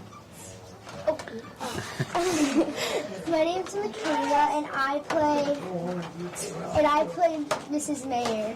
My name's also Michaela, and I play Cat in the Hat. Okay, some questions about the upcoming play. What are you most excited for the audience to see in the play here next weekend? What are you most excited for? Michaela, go ahead. I'm putting you right on the spot. Why are you making me go? Okay,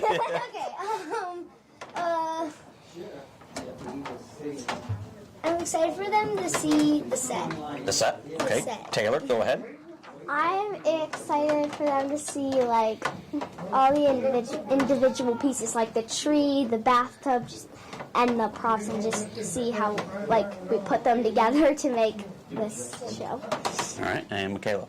The Circus McGurkus. Oh.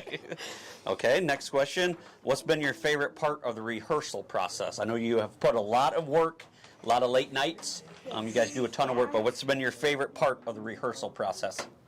Go ahead. Taylor, you start with this one. I think, like when we just start learning new things, it's always fun just to start and say, oh, we're learning the Circus McGurkus, everyone who's in, and then it's fun to learn all the scenes and then put them together and see how cool they All fit right. together. Michaela, what's your favorite part about the rehearsals? I love the people there. The people, Just okay. hanging out with them every day is fun. All right. Rehearsals are really fun, just like learning a bunch of new stuff and hanging out with friends and just putting on a good show. Okay. Next, what's your favorite costume in the show? Favorite costume. We'll start with the older Michaela. She gets to go first this time. Favorite costume. I really like Maisie LeBird's costume. She's got a bunch of feathers, and it just looks really cool. Okay. Taylor, go ahead. Oh my gosh, they're Putting you on the spot. Yep. Yeah, they're all so cool, but I feel like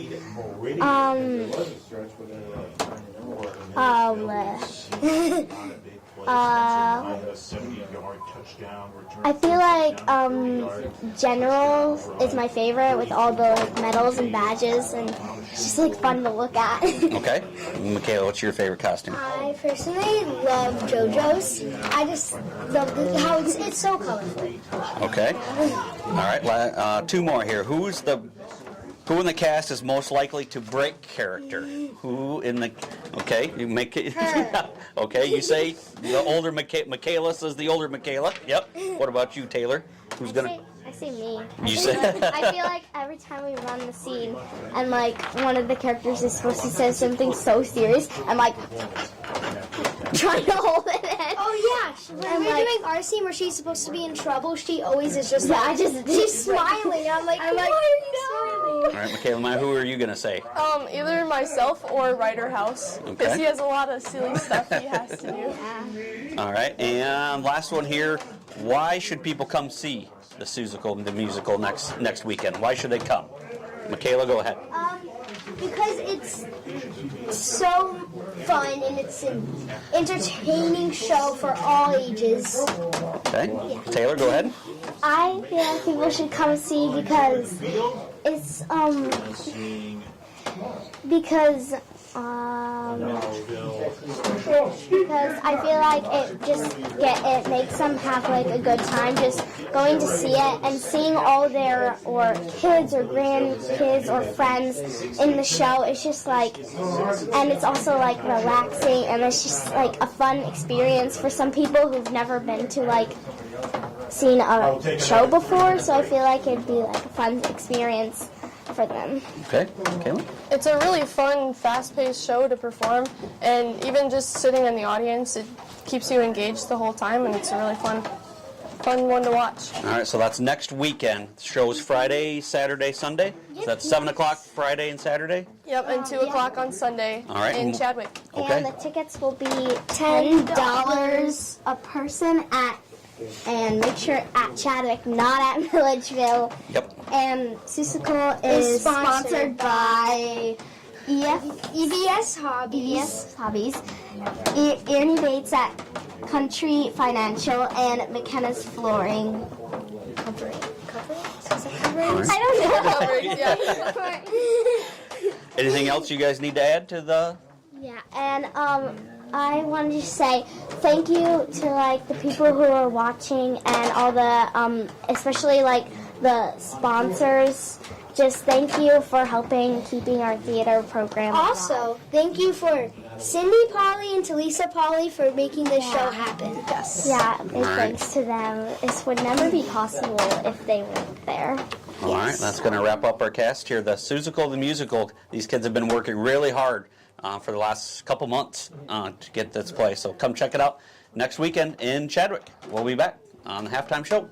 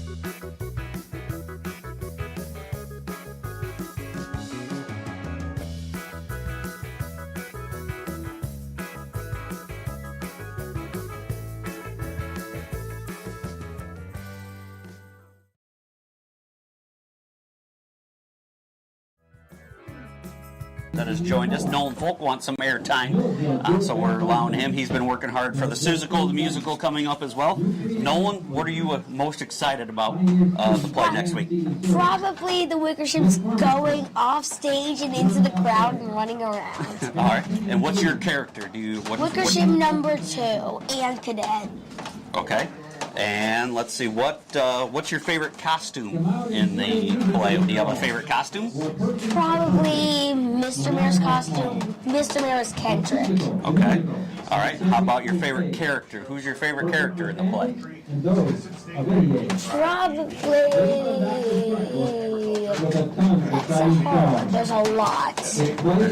Probably the Grinch. The Grinch. Okay. And last one, let's see. What's been your favorite thing about the rehearsals? I know they go late nights with a lot of work. What's your favorite thing about the rehearsals? Are you like your dad? You're going to say food? Staying up late. Staying up late. All right. So, Nolan, I want you to tell everybody come out next weekend to see Susical the Musical. Go right ahead into that camera. Come next weekend to see Susical the Musical. Very great show. Much more family friendly than the last one.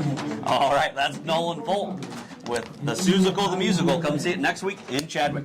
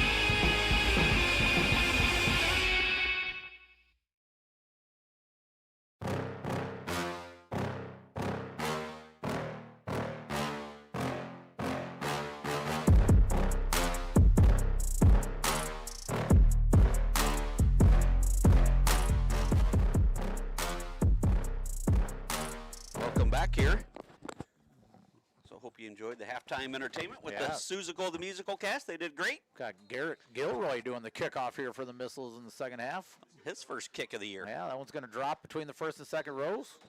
Taken there by Alex Hudson. Just falls on it at about the 41-yard line. 42-yard line there. And Cohen Roble, Kinsley Leach have joined us up here in the booth. I said Cohen should have been named with a K, and Yeah. they could have just taken over second half here. If Jess could only see in the future, me and Kyle could go take a powder and keep the name. We might throw one of them on here though Yeah. if they're going to continue to be up here. We could head to the Pie Hut. Two. Hudson again, he trips up there a little bit. Jackson Miller. Does that count as a tackle? Yes, I believe it probably does. Buttercup Miller, but Jackson Miller as long as Gilroy. Is that Landon Bell in there as well? Yeah, Landon Bell and Gabe Pauley, the nose tackle position. Brown pass complete. O'Laughlin gain of about 12 yards. Linebackers here for the Missiles are Jackson Miller, Wyatt Ebersaw, and Tyler Stepp. Cornerbacks are Raiden Arndt and Parker Saunders. So 1st and 10 for the Hawks here. Brown, shotgun formation, going to hand it to going to keep it off the left side. Nice play fake there. Stiff arm on Saunders, but runs out of bounds after Brown had everybody faked out that time. Yeah, I thought he handed it off myself. Yeah. I was looking every which way but the way that Brown was running with the ball there. Kevin Tessendorf wants to know what's the highest score in the history and when was it? I know last year we put up 80 a few times. Yeah. I'd have to look for sure, Kevin. But I was just looking over last year's scores. Last year's pass caught nice there by catch Brown there. to Ralston. Yeah. Flag on the play. We got a hold on the Missiles as well, but Ralston catches it from Brown. And Wyatt Ebersaw was actually all over that in coverage, but Ralston was able to go up and get it, come down with it. Good pass there by Brown. Great pass there by Brown.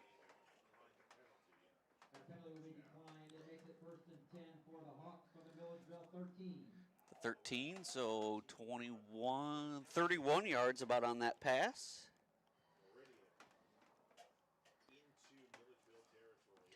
Great catch there by Ralston.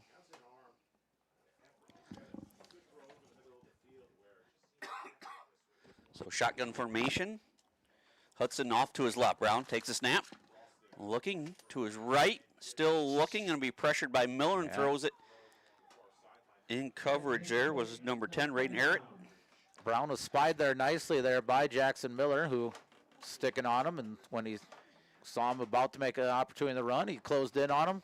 Good coverage by Raiden Arndt out there. Not let that pass get through. Hawks here go. They've went exclusively out of shotgun. I don't think he's taken a single snap from under center. Yep. So 2 backs next to him. Ralston to his right, going to pitch it to Hudson off the right side with blockers. Nicely done there by the Hawks. Nice gain there by Hudson. Maybe his nice best run of the afternoon. 7, maybe 8 yards. Yeah, 3rd and 3 here for the Hawks from the 13-yard line.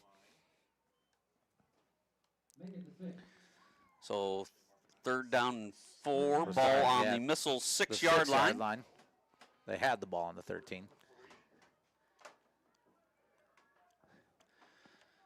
And there's the pitch there. Nice to Ralston. Brown, and Ralston walks it in for a Hawk touchdown. 6 yards there. Brown did a nice job pitching that to Ralston there, Kurt. Yeah, good play design there. Again, I thought the fullback had the ball, but Brown pulls it, reads it, and then has a nice pitch out to Ralston for the Hawks' first touchdown of the afternoon. 8:10 mark here, the 3rd quarter. Ralston 6 yards.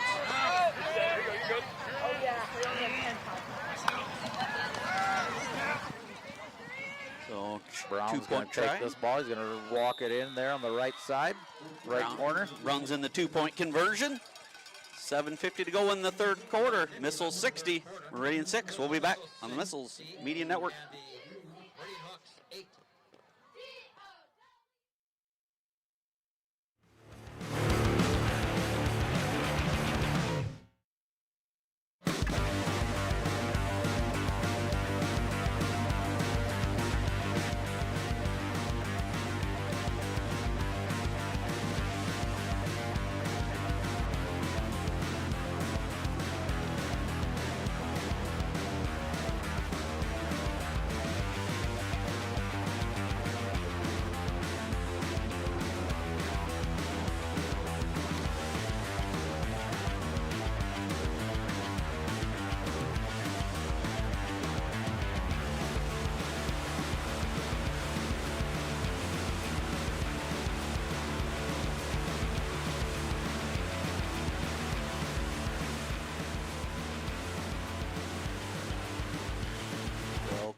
back here.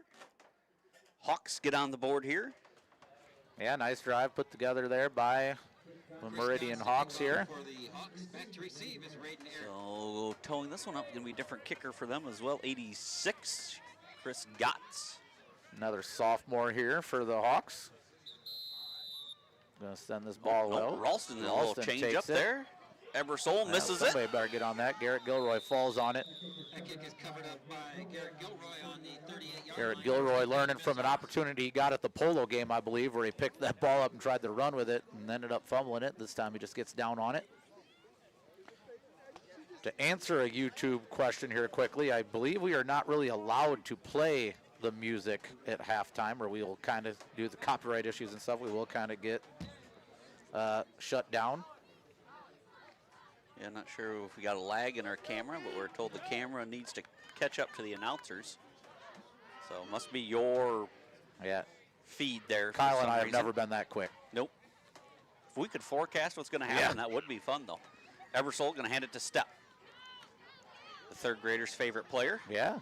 Tyler Stepp, gain of 2. It's 2 yards there to Tyler. Isaac Hansen.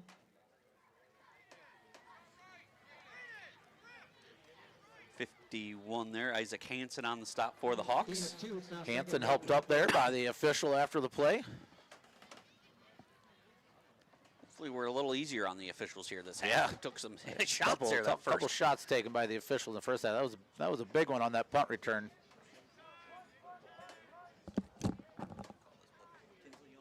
Wyatt Ebersole under center here. Going to take the shotgun snap here for the Missiles. He's got Tyler Stepp to his left. Easton Ottens and Raiden Arendt split out wide. Going to go underneath here. Inside handoff to Tyler Stepp. Legs still driving, but they're able to stand him up there for no gain. Maybe a loss of about a half yard there for Tyler. Loss of a yard will be 3rd down and 9 from the 39. Cool to see these kids here getting an opportunity here for the Missiles in their playoff game, from the playoff game here. Yeah. First round. These are things that you just kind of never forget here for these kids. Able to come out here in the second half of this game and get some minutes in. It's a cool moment for these younger kids. Gabe Pauley has the snapping duties. He's got Jackson Miller to his right at a guard and Ryder House to the left as a guard. Easton Ottens is going to take this snap. Got 2 receivers to each side of him. Drops back the pass. He's going to look to run here. Easton with a nice little run, but he's hit and tackled there by number 14. Ball carrier, tackle made by Jason O'Laughlin. O'Laughlin on tackle. Kid that had his name there a lot early. About 6. It's going to be 4th down and 3 from the 45. All right, and grab the officials card here. The officials today: referee Creighton Barker, umpire Nate Mullen, line judge Brad Dunlap, head linesman Tony Dunlap, and the back judge Rod Canoop. So thank you, officials. There's not enough of them, as you know, Kurt. Good crew here of the day, but yeah, not enough of them all around. Don't like to see games being moved around because of lack of officials. So if you're interested at all, or if you've ever thought, like, boy, that official made the wrong call, well, give it a try yourself. Ebersole with the punt, almost blocked there by Ralston. Jones made a few missiles miss here. A few of the miss there after that punt. I think Landon Rogers was down there. He got landed in the miss, and then he was brought down by kind of a flight of missiles there.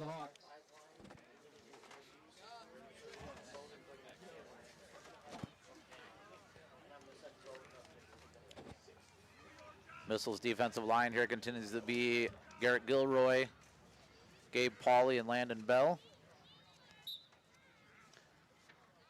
So same starting offense. It looks for the Hawks in here. Pulls it again to Brown. Running off the right side. Gets out of a tackle by Arrett. Still running. Turns it into a nice gain. We tackled out of bounds there by Bell. Boy, if Brown ever hands it off to his fullback, we are all over that. We have the fullback bottled up. Could be why he's not handing it to him, though. 16 yards there for Brown. 1st and 10 for the Hawks. Ball on their own 48-yard line. To thank our sponsors as well, the Milledgeville State Bank, the Millville Tavern, Gibbs Drywall, Bushman Service, Ruby's Espresso and Smoothies, Milledgeville Men's Club, Johnson Processing, Smith Farming Corp, Boss Roofing. Anthony Martinez Barada is number 75, has entered the game here for the Missiles. Shotgun formation. Brown going to run to his left, chased by Bell. Bell's going to get the sack there. Yeah, nice pursuit there by Landon Bell. Bring him down behind the line of scrimmage. loss of a yard on the play. It's now 2nd down and 11. 2nd and 11 now.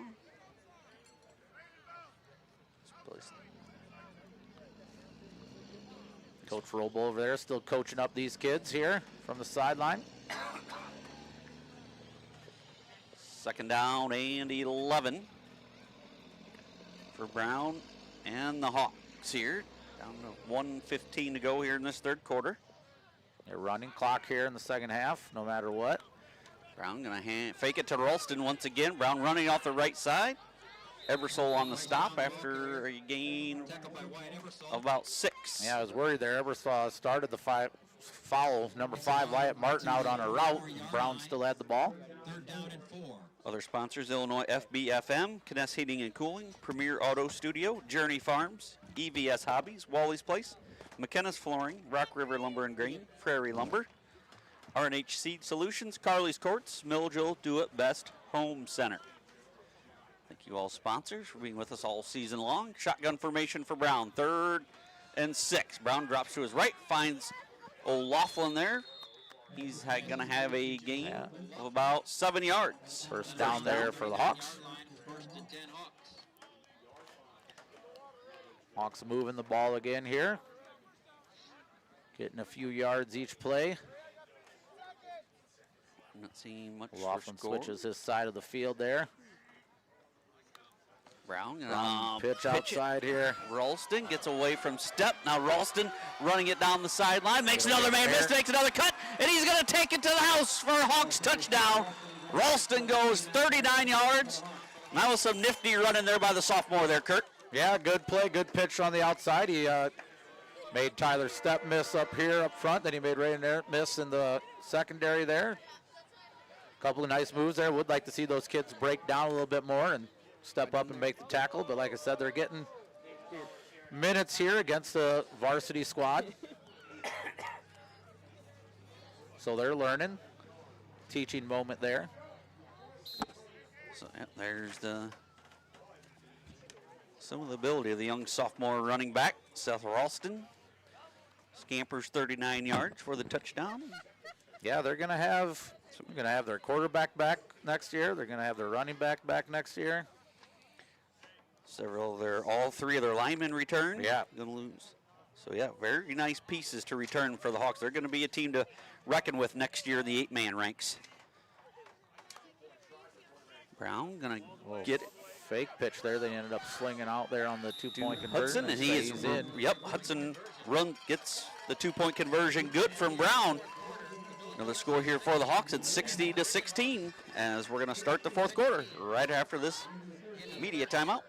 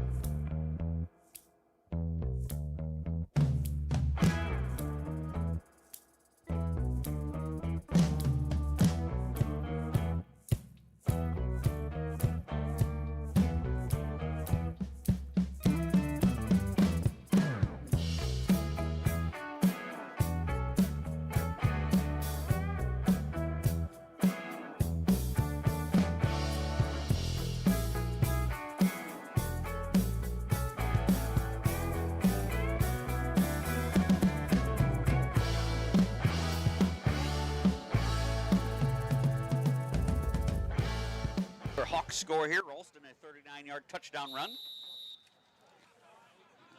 That one's not going to go 10 yards. Onside kick that's not going to quite make her 10 yards. It did make it a solid 2.25 there. Onside kick only goes 2 Missiles yards. will take it over. Ball in the 42.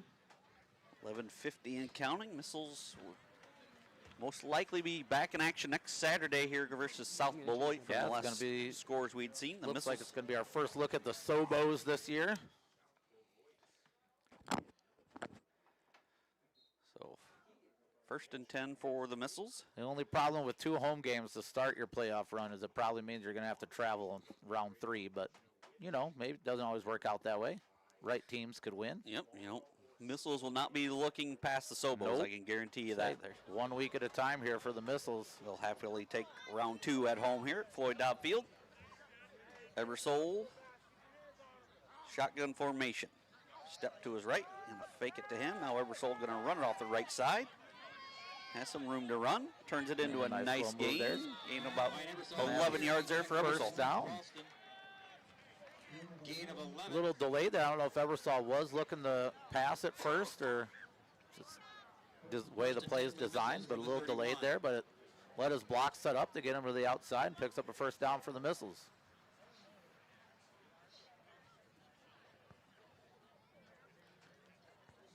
Parker Saunders runs this play in from the sidelines.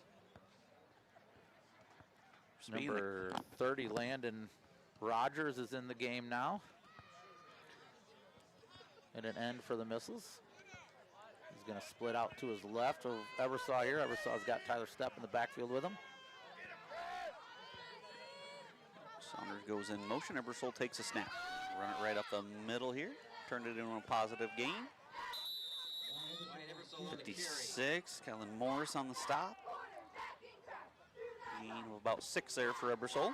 This is the JV squad moving the ball here a little bit. Speaking of kicks, we had talked about the EPC kick failed. I wonder how many times they had kicked all year. Yeah, that would be a nice stat to know. Just got to wonder if you got Draven Zier standing in your backfield. I mean, they still had to get 5 yards, it sounds like. Yeah, that's a tough pull from... Was it from the 1? Yeah, say that's a tough pull from your 5-yard line, and I'm not a football coach. I just like to play one on TV. Ebersol shotgun formation. 2nd down and 4. Saunders once again goes in motion. Fake the pitch to him. Ebersol running it off the left side.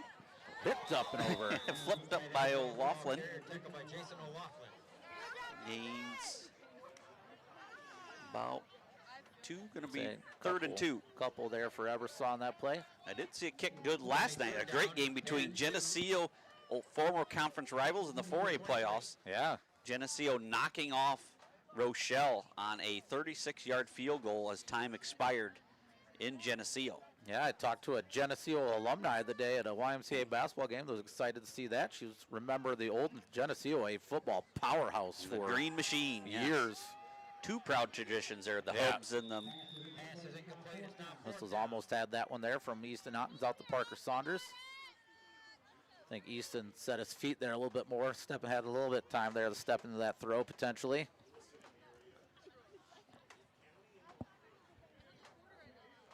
If you're a Geneseo fan, do you have to be a Green Bay Packer fan? I would almost imagine, like, you just, like, the stuff, like, meshes together, like, you almost don't even need to buy. You could buy Geneseo gear and just claim you're a Packers fan. You could buy Packers gear and just claim it's Geneseo, so.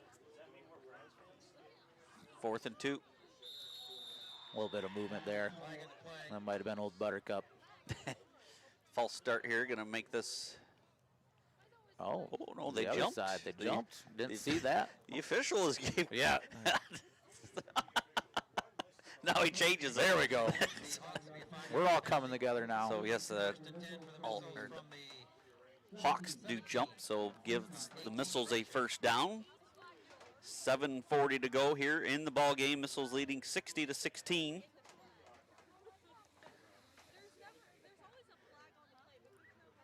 Stockton did get the win 26-0. That was a final. Yeah, Stockton kind of seems like they maybe came out a little slow in that game, but it's playoff time. Ball loose. Ebersol's going to fall on it. Bloomington Central Catholic over Princeton, 41-20. Takes the ball back to the 25 for the 2nd down and 17.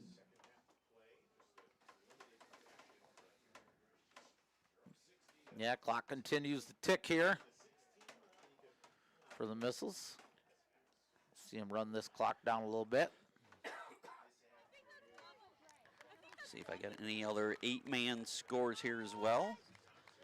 2nd down and 18. Or 17 for the Missiles. Ball on their own 20, or on the Hawks 25-yard line. East Naughton's under center. Fake pitch to the outside. He's got some pressure here. Going to be sacked in the backfield. Maxwell Hubner with the sack here for the Hawks. Yeah, that was a final. South Beloit 37, Alden Hebron 6.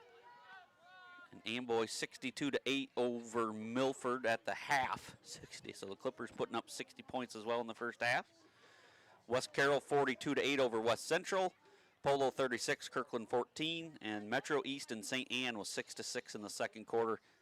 And Galvin South Fork to go. That Metro East and St. Anne is possibly supposedly the best game in 8-man today, they've been saying. Otten's going to drop back to pass, gets it to Saunders. There's a screen here to Saunders. He's got screen. Some space. Saunders is off to the races. Saunders is going to take this all the way in. Nope, he's going to slide down. Slides down. Could have gone 34 yards for a touchdown, but he just...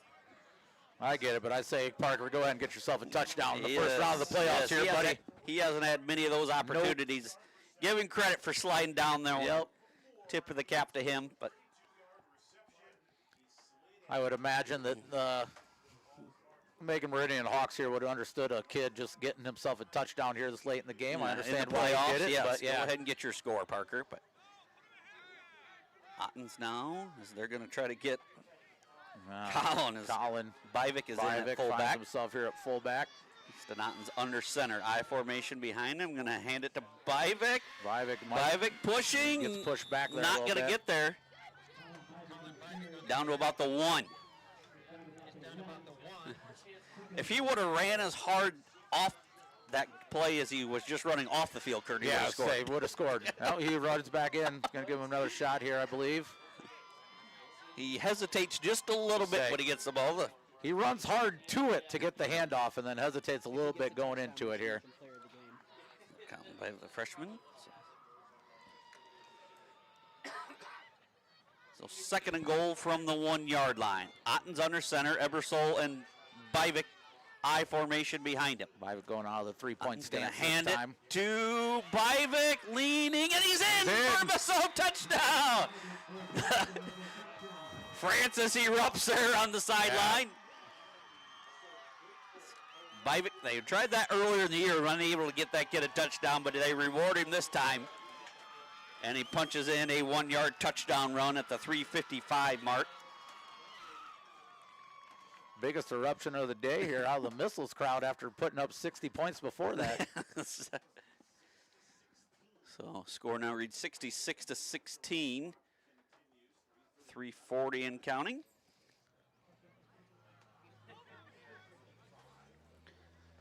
So make sure to stay tuned to the post-game show. Talk to head coach Kyle Sparks. Is going to be a toss to Ebersole. Shot down short. Nice tackle there. Hopefully both Okiloth a little slow to get up. 2-point conversion. No good. 3:15 to go. Milledgeville 66, Meridian 16. We'll be back on the Missiles Media Network.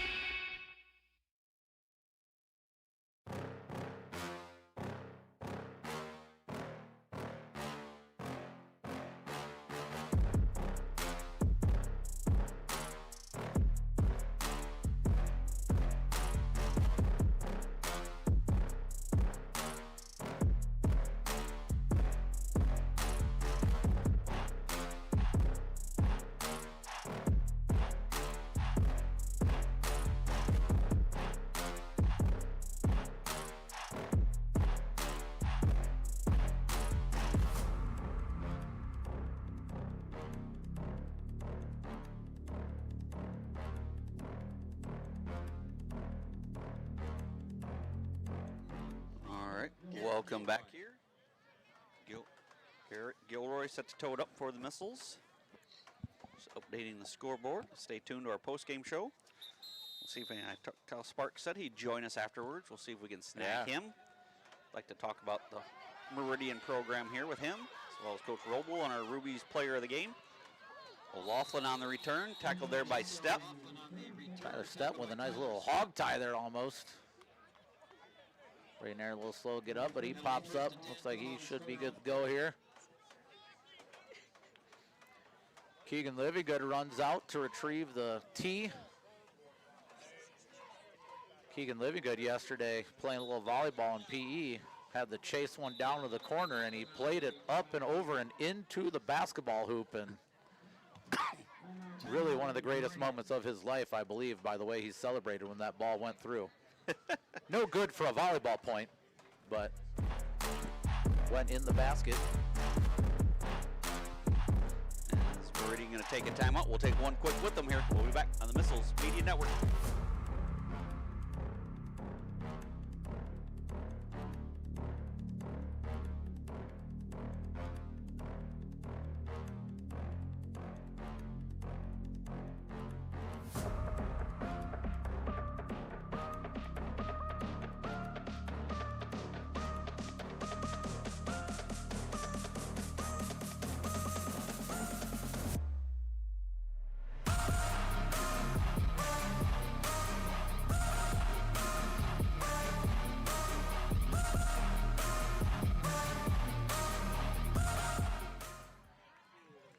Welcome back here. O'Laughlin takes a snap. Miller there. Jason O'Laughlin on the carry. Well as Tackled by Tyler Step. Rated Eric. Step Misha Shorashan. Misha on the Yeah, stop there as Misha on the well. shop. Mihail Shorashan in on the stop there. Yeah, Fort Lee win knocks off Forston 48-22. He said Stockton over Galena 26-0. Colton Stiles in at nose tackle here for the Missiles. Anthony Clauden was in on that last play as well. O'Laughlin takes a snap again. Gonna gain about 5 yards. Gonna have a first down there. Take the ball across the 40-yard line. Missiles running 3 linemen in and 3 linemen off, so Anthony Clauden, Gabe Pauley, and Misha return to the field. Garrett Gilroy, Colton Stiles, and somebody else that I missed ran off there. Might have been Tyler Stepp that time that was up on the line, and then he ran off. Nope, because Tyler's still out there. Should be the final snap of the game. Jones going to take the shotgun snap, run off to his left. He's got room to run. And we tackled there by Pauley after a gain of about 6 yards. So that's going to do it here. Your final here from Floyd Dobb Field. The Missiles advance to the quarterfinals. They've been to the quarterfinals every year in 8-man Kurt by a score of 66-16. They knock off the Macon Meridian Hawks. Missiles improved to 10-0. Macon Meridian ends their season at 4-6, but congratulations to the Hawks on making the 8-man playoffs in their first season, and a team that's going to be a team to be reckoned with next year, Kurt. We both see some signs of this team pointing in the right direction. I'd put out a watch here on this Macon Meridian Hawks team. Young team. They're only going to lose 3 seniors here. So 3 guys playing in their final football game. So congratulations to them. Solid football team. They look well coached. They look athletic. They look solid. They did some nice things. I think they got a good playbook to work with. Figuring out the ranks of 8-man their first year, and they finished their year strong. I think they'll be a team to be reckoned with next year. So look out for the Macon Meridian Hawks in IL8FA next year. But the Missiles take care of business on their end today. Yep, Missiles get the win. They advance to the quarterfinals next week. We'll be right back here at Floyd Dobb Field next Saturday. I'm guessing it'll be 1 or 2 o'clock. We'll get the official word when that comes out, but they'll face the South Beloit Sobos, the 8th seed. They'll come in at 8-2. Missiles knocked them out of the playoffs last year in the first round. So the Sobos will have some revenge on their mind when they come to take on the Missiles here next week. And the Sobos have put together a good year themselves. Like I said, last year we had seen them. Yep. I got to play. We haven't seen the Sobos yet this year, so they're going to make the trip up to Milledgeville again. This time in the second round. The Missiles got that second-round monkey off their backs last year. So hoping to do the same again this year, but Sobos will come up here ready to go. Yep, so South Beloit quality opponent. 8-2, their only 2 losses to Polo and West Carroll. They were 7-0. They lost their last 2 weeks of the regular season before getting a win over Alden Hebron in our first round. But they put up 42 points on Polo in week 9, so they're not a team to overlook for sure. No, Missiles have to do their normal prep next week coming into that game. Be ready to go. You get an extra day usually in the playoffs. I got to imagine the game will be a Saturday afternoon game like we said. But Missiles got to do their normal prep, be ready to go, celebrate this victory tonight and this weekend, then come in Monday ready to analyze the film on the Sobos and get back to work. All right, we're going to take a quick break here. We're going to try to grab coaches and our player of the game, so stay tuned right here on the Missiles Media Network.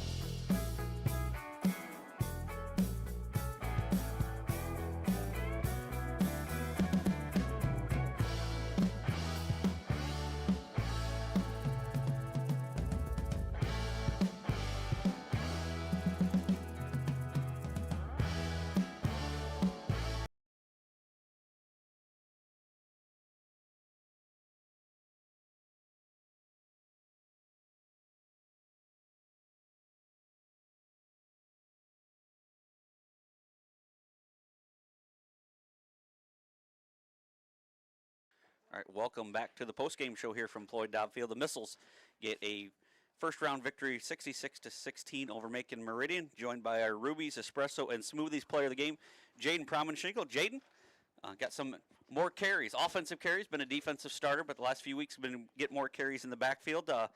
Yeah, making the most of it today. You started to get in a groove there offensively today, Jaden. Yes, sir. How about the blocking, the offensive line there? You had some clear.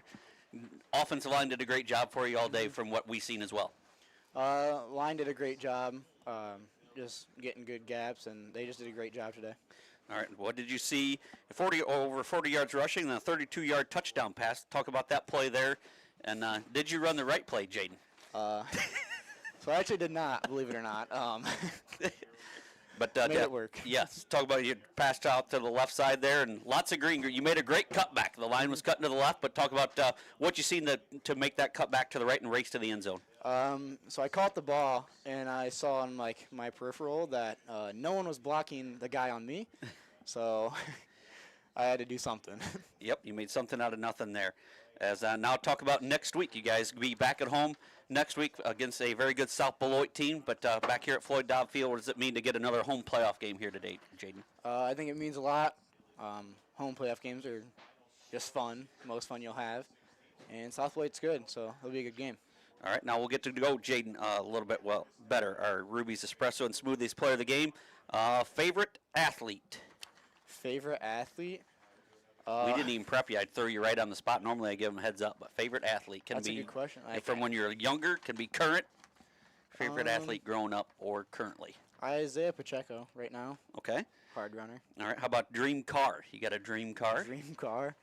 Anything that your brother does? I know he does. He has some dream cars that he details, I see. But what's a dream car you have? Probably a BMW, some sort of BMW. All right. Favorite Casey's snack, or what's your go-to at Casey's? The Lucky Charms breakfast bars. I had 3 of them this morning. That's okay. Good to know. How about favorite school lunch? School lunch is the hot ham and cheese for sure. Favorite school hot ham and cheese. Let's do. Got a couple new. Favorite funniest teammate. Who's the funniest teammate in the locker room? Probably Colin Byvick. Well, yeah, talk about the excitement there with him getting his first touchdown of the year. That was the loudest eruption from the crowd all day in the sideline. That was something right there. That was good. All right, and one more Gatorade color. Favorite Gatorade, blue, red, or something different? White. White. That's a solid choice as well. All right, well, congratulations, Jaden, on our Rubies, Espresso, and Smoothies player of the game, and good luck next week against South Beloit. Thank you. That was Jaden Promenschinkel. We'll be back with Coach Roble, and we'll see if we can grab the Macon Meridian coach as well. So stay tuned here for more post-game coverage from Floyd Dobb Field.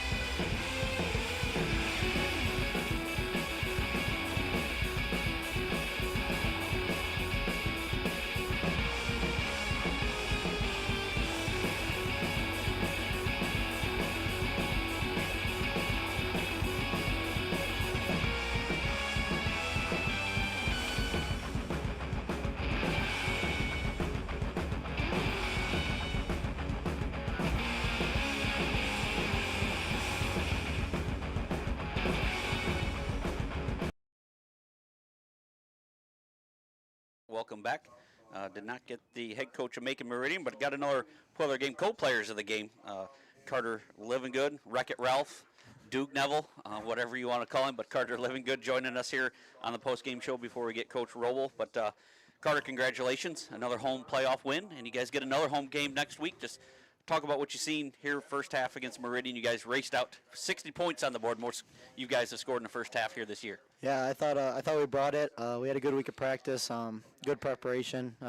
Meridian's a good team, but we came out and made some plays, and yeah, I thought it was a great start. Usually we start slow in first round of playoffs, but I thought we had a fiery start, and this was probably the most complete our offense has looked this year. Yeah, I would agree. You guys were firing on all cylinders, but yeah, both lines of scrimmage. You had a lot to do with that, but offensive and defensively, you guys controlled the line of scrimmage that whole first half, Carter. Yeah, I'm proud of my guys. We're always undersized, but we got heart, and I'm proud of our backers for being able to make cuts and being adjustable off of what we can and can't do. So, yeah, a lot of adjustability and a lot of trust in our teammates. So, yep, you guys improved to 10-0. Home game next week, most likely against Saturday. But talk about the Sobos next week, a quality opponent.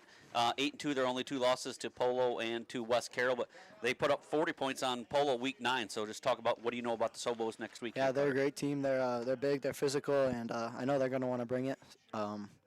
Should be a fun second-round game. It's nice that we get another home game in the quarterfinals. But, yeah, good week of preparation. We'll stay locked in. We'll recover, and we'll bring it again on Saturday.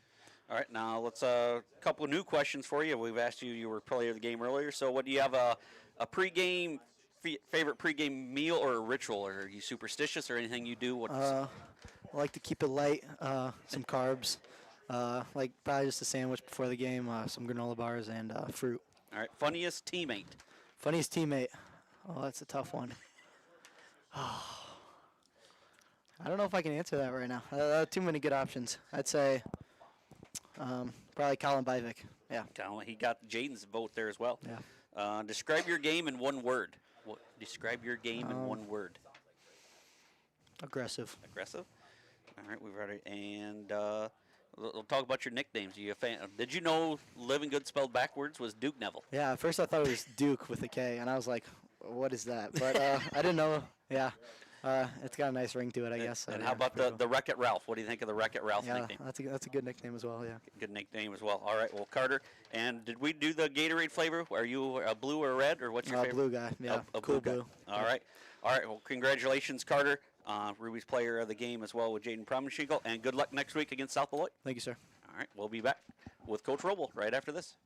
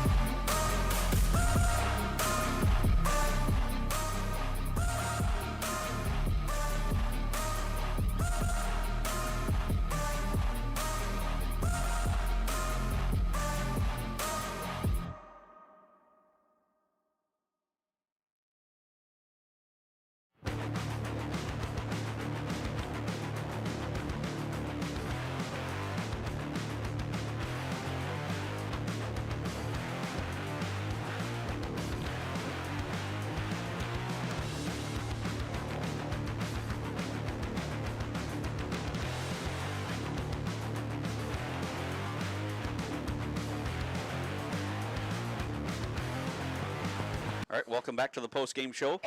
The Missiles get a big win, 66-16 over Macon Meridian here in the first round, joined by head coach Jason Roble. Coach, you guys really came out here that first half, 60 points on the board, the most you guys have scored all year. But just talk about what you've seen there. Guys seem ready, focused, ready to play here round one. Yeah, I thought we had a real nice week of practice this week, and preparation, they were focused. There wasn't Meridian did a lot of stuff on offense, not quite as much as North Shelby did. But we still had a lot to prepare for, and I thought they did a nice job all week, soaking everything in we were trying to do, and I think it showed on the field. Other than the very first play, we missed an assignment. We were supposed to hit the quarterback every time. We didn't do a very good job of that first play, but then we buckled down and made some nice plays. Meridian has some athletes, and I thought we kept them in check for most of the game. Then offensively, it seemed, I felt like that first quarter, we played defense almost the whole first quarter. I felt like we put up 30 points somehow, but didn't seem like we ran very many offensive plays. As I talked to their coach before the game, he was going to join us, but unable to. But Kurt Folk ran down and talked to Coach Kyle Sparks. He said just the fastest and most physical team they've seen by far all year. The comment of the Macon Meridian head coach. Yeah, before the game, a couple of the coaches are telling us how, man, on film we are just relentless on defense, and that's what we want to do. That's the way our guys play, and it's our first team pitches a shutout, and I could tell our guys weren't so satisfied with how we played totally on defense that we could make some steps. So, I think we all know that we have a really good defense, and I think other people are catching on. They fly the ball, they tackle well, and they play assignment football. Yep, Saber was all over the place, as well as Living Good. He just wrecked offensively, defensively. I mean, offensive line was paving the way all game there, too. Just talk about the line of scrimmage. You guys dominated that whole game. Yeah, I thought, this is probably the team that was most similar to size as we've seen all year. We've been always outsized up front, and I think you can see that, when we're against guys our own size, we're pretty strong up front. And Carter, man, there was a series there where I think he had a sack, then 2 tackles for a loss. He was just in their backfield, disrupted all day. And that was with being held almost every play as well. He's just such a disruption there. And they were trying to block him with 2, and they weren't real successful. So it's great to move the ball on the ground like we did. In November, you never know. You could have a game like West Central a couple of years ago. We had a really good passing team, a couple all-state receivers and an all-state quarterback, and we couldn't pass the ball because it was blowing 40 miles an hour. So we've been talking all year how we got to run the football in November, and we did a nice job of that today. Yeah, they say running teams win in November. That's always the saying. I think there's a shirt out there for that as well, I believe. But talk about Kurt was throwing you under the bus here pregame or at the coin toss for taking the ball. What goes through the thought process of whether to receive or defer, like on the coin toss. With such a good defense is what he was always saying, like, and I was maybe saying it too. Yeah. Well, I know that's always of what to do. Like, what is it? Is it just a gut feeling you have that day? Is it something you ate? You know what? It's usually not made. It's not a very often. It's a decision made right before the coin toss. To be honest, I feel like we've been really doing a really good job these last few weeks setting the tone on offense, and so we want to. I also think if we get the lead, we're a really hard team to chase with our defense. So, you know, I don't know if there's necessarily a rhyme or reason. Sometimes there is, but I just felt today like, hey, let's take the ball if we can and put the pressure on them, and we did that.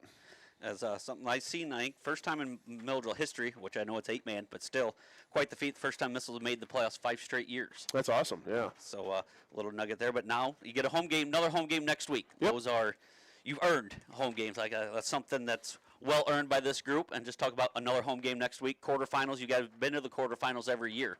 Just talk about getting another home game here at Floyd Dobb Field next Saturday. Yeah, it's always great to be home. It felt really weird going on the road last week, and even though we were, 4 home games in a row, then go on the road, it's like, oh my gosh, when was the last time we had a home game? It was just the week before, but it's a great atmosphere here. Our kids love playing here, obviously, great fans, and I'm hoping that we get a good turnout next week. South Beloit's just down the road, and we're sort of familiar with them, playing them a couple times last year, and all year we've, there's been the talk that they're a solid football team with a lot of athletes, and they put 42 points up against Polo week 9. So we know if you can do that against Polo, you're a pretty good football team. So we got to make sure we have a good week of practice and prep, and hopefully fans come out to support our kids. Yeah, they're 8-2. There are only 2 losses to West Carroll and Polo. Like you said, you put up 42 points against a Polo team. They have some special athletes there as well. Exactly. As one thing, the MHS boosters, I'll shout them out. I've seen pregame, they're up.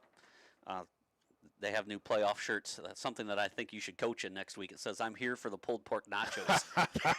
You know what? Actually, going up to halftime, I joked with the coaches. I was like, what do you think the kids would say if I walked down eating nachos at halftime? But it does sound good. And I see they closed their doors, and I was hoping to get some. But that's a great shirt. I do need one of those. All right. Well, thanks for joining us, Coach, and good luck next week in the quarterfinals against South Beloit. All right. Appreciate it. Thank you. All right. That's Coach.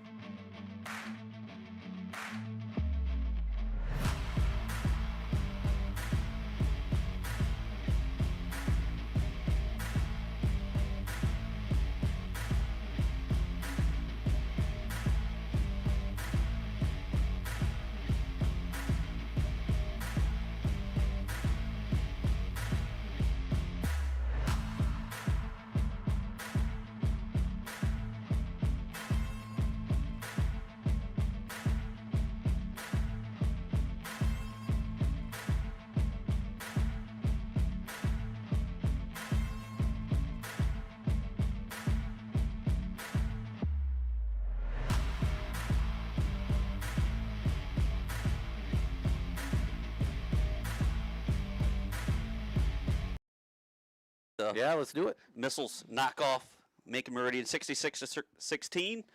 Dominant performance, but this team's got bigger goals, but they ain't going to look past South Beloit. Looking forward to next week here, Kurt. Yeah, next week they got to handle the Sobos, a good team coming in here. Second round of the playoffs, everything amps up each week. Stakes amp up each week. Take 1 week at a time. Missiles got to come in this week and prepare for a good football team coming in. Yeah, you're down to the final 8 teams now. Yeah. So the 8-man playoffs 1 week shorter than the IHSA playoffs. So yeah, down to the final 8 next week. The Missiles get to host South Beloit next week. That time will be released, but I guess at 1 or 2 o'clock. But yeah, dominant performance, and we'll be back next week. All right, so that's going to do it. So thank you guys for listening, and have a great afternoon.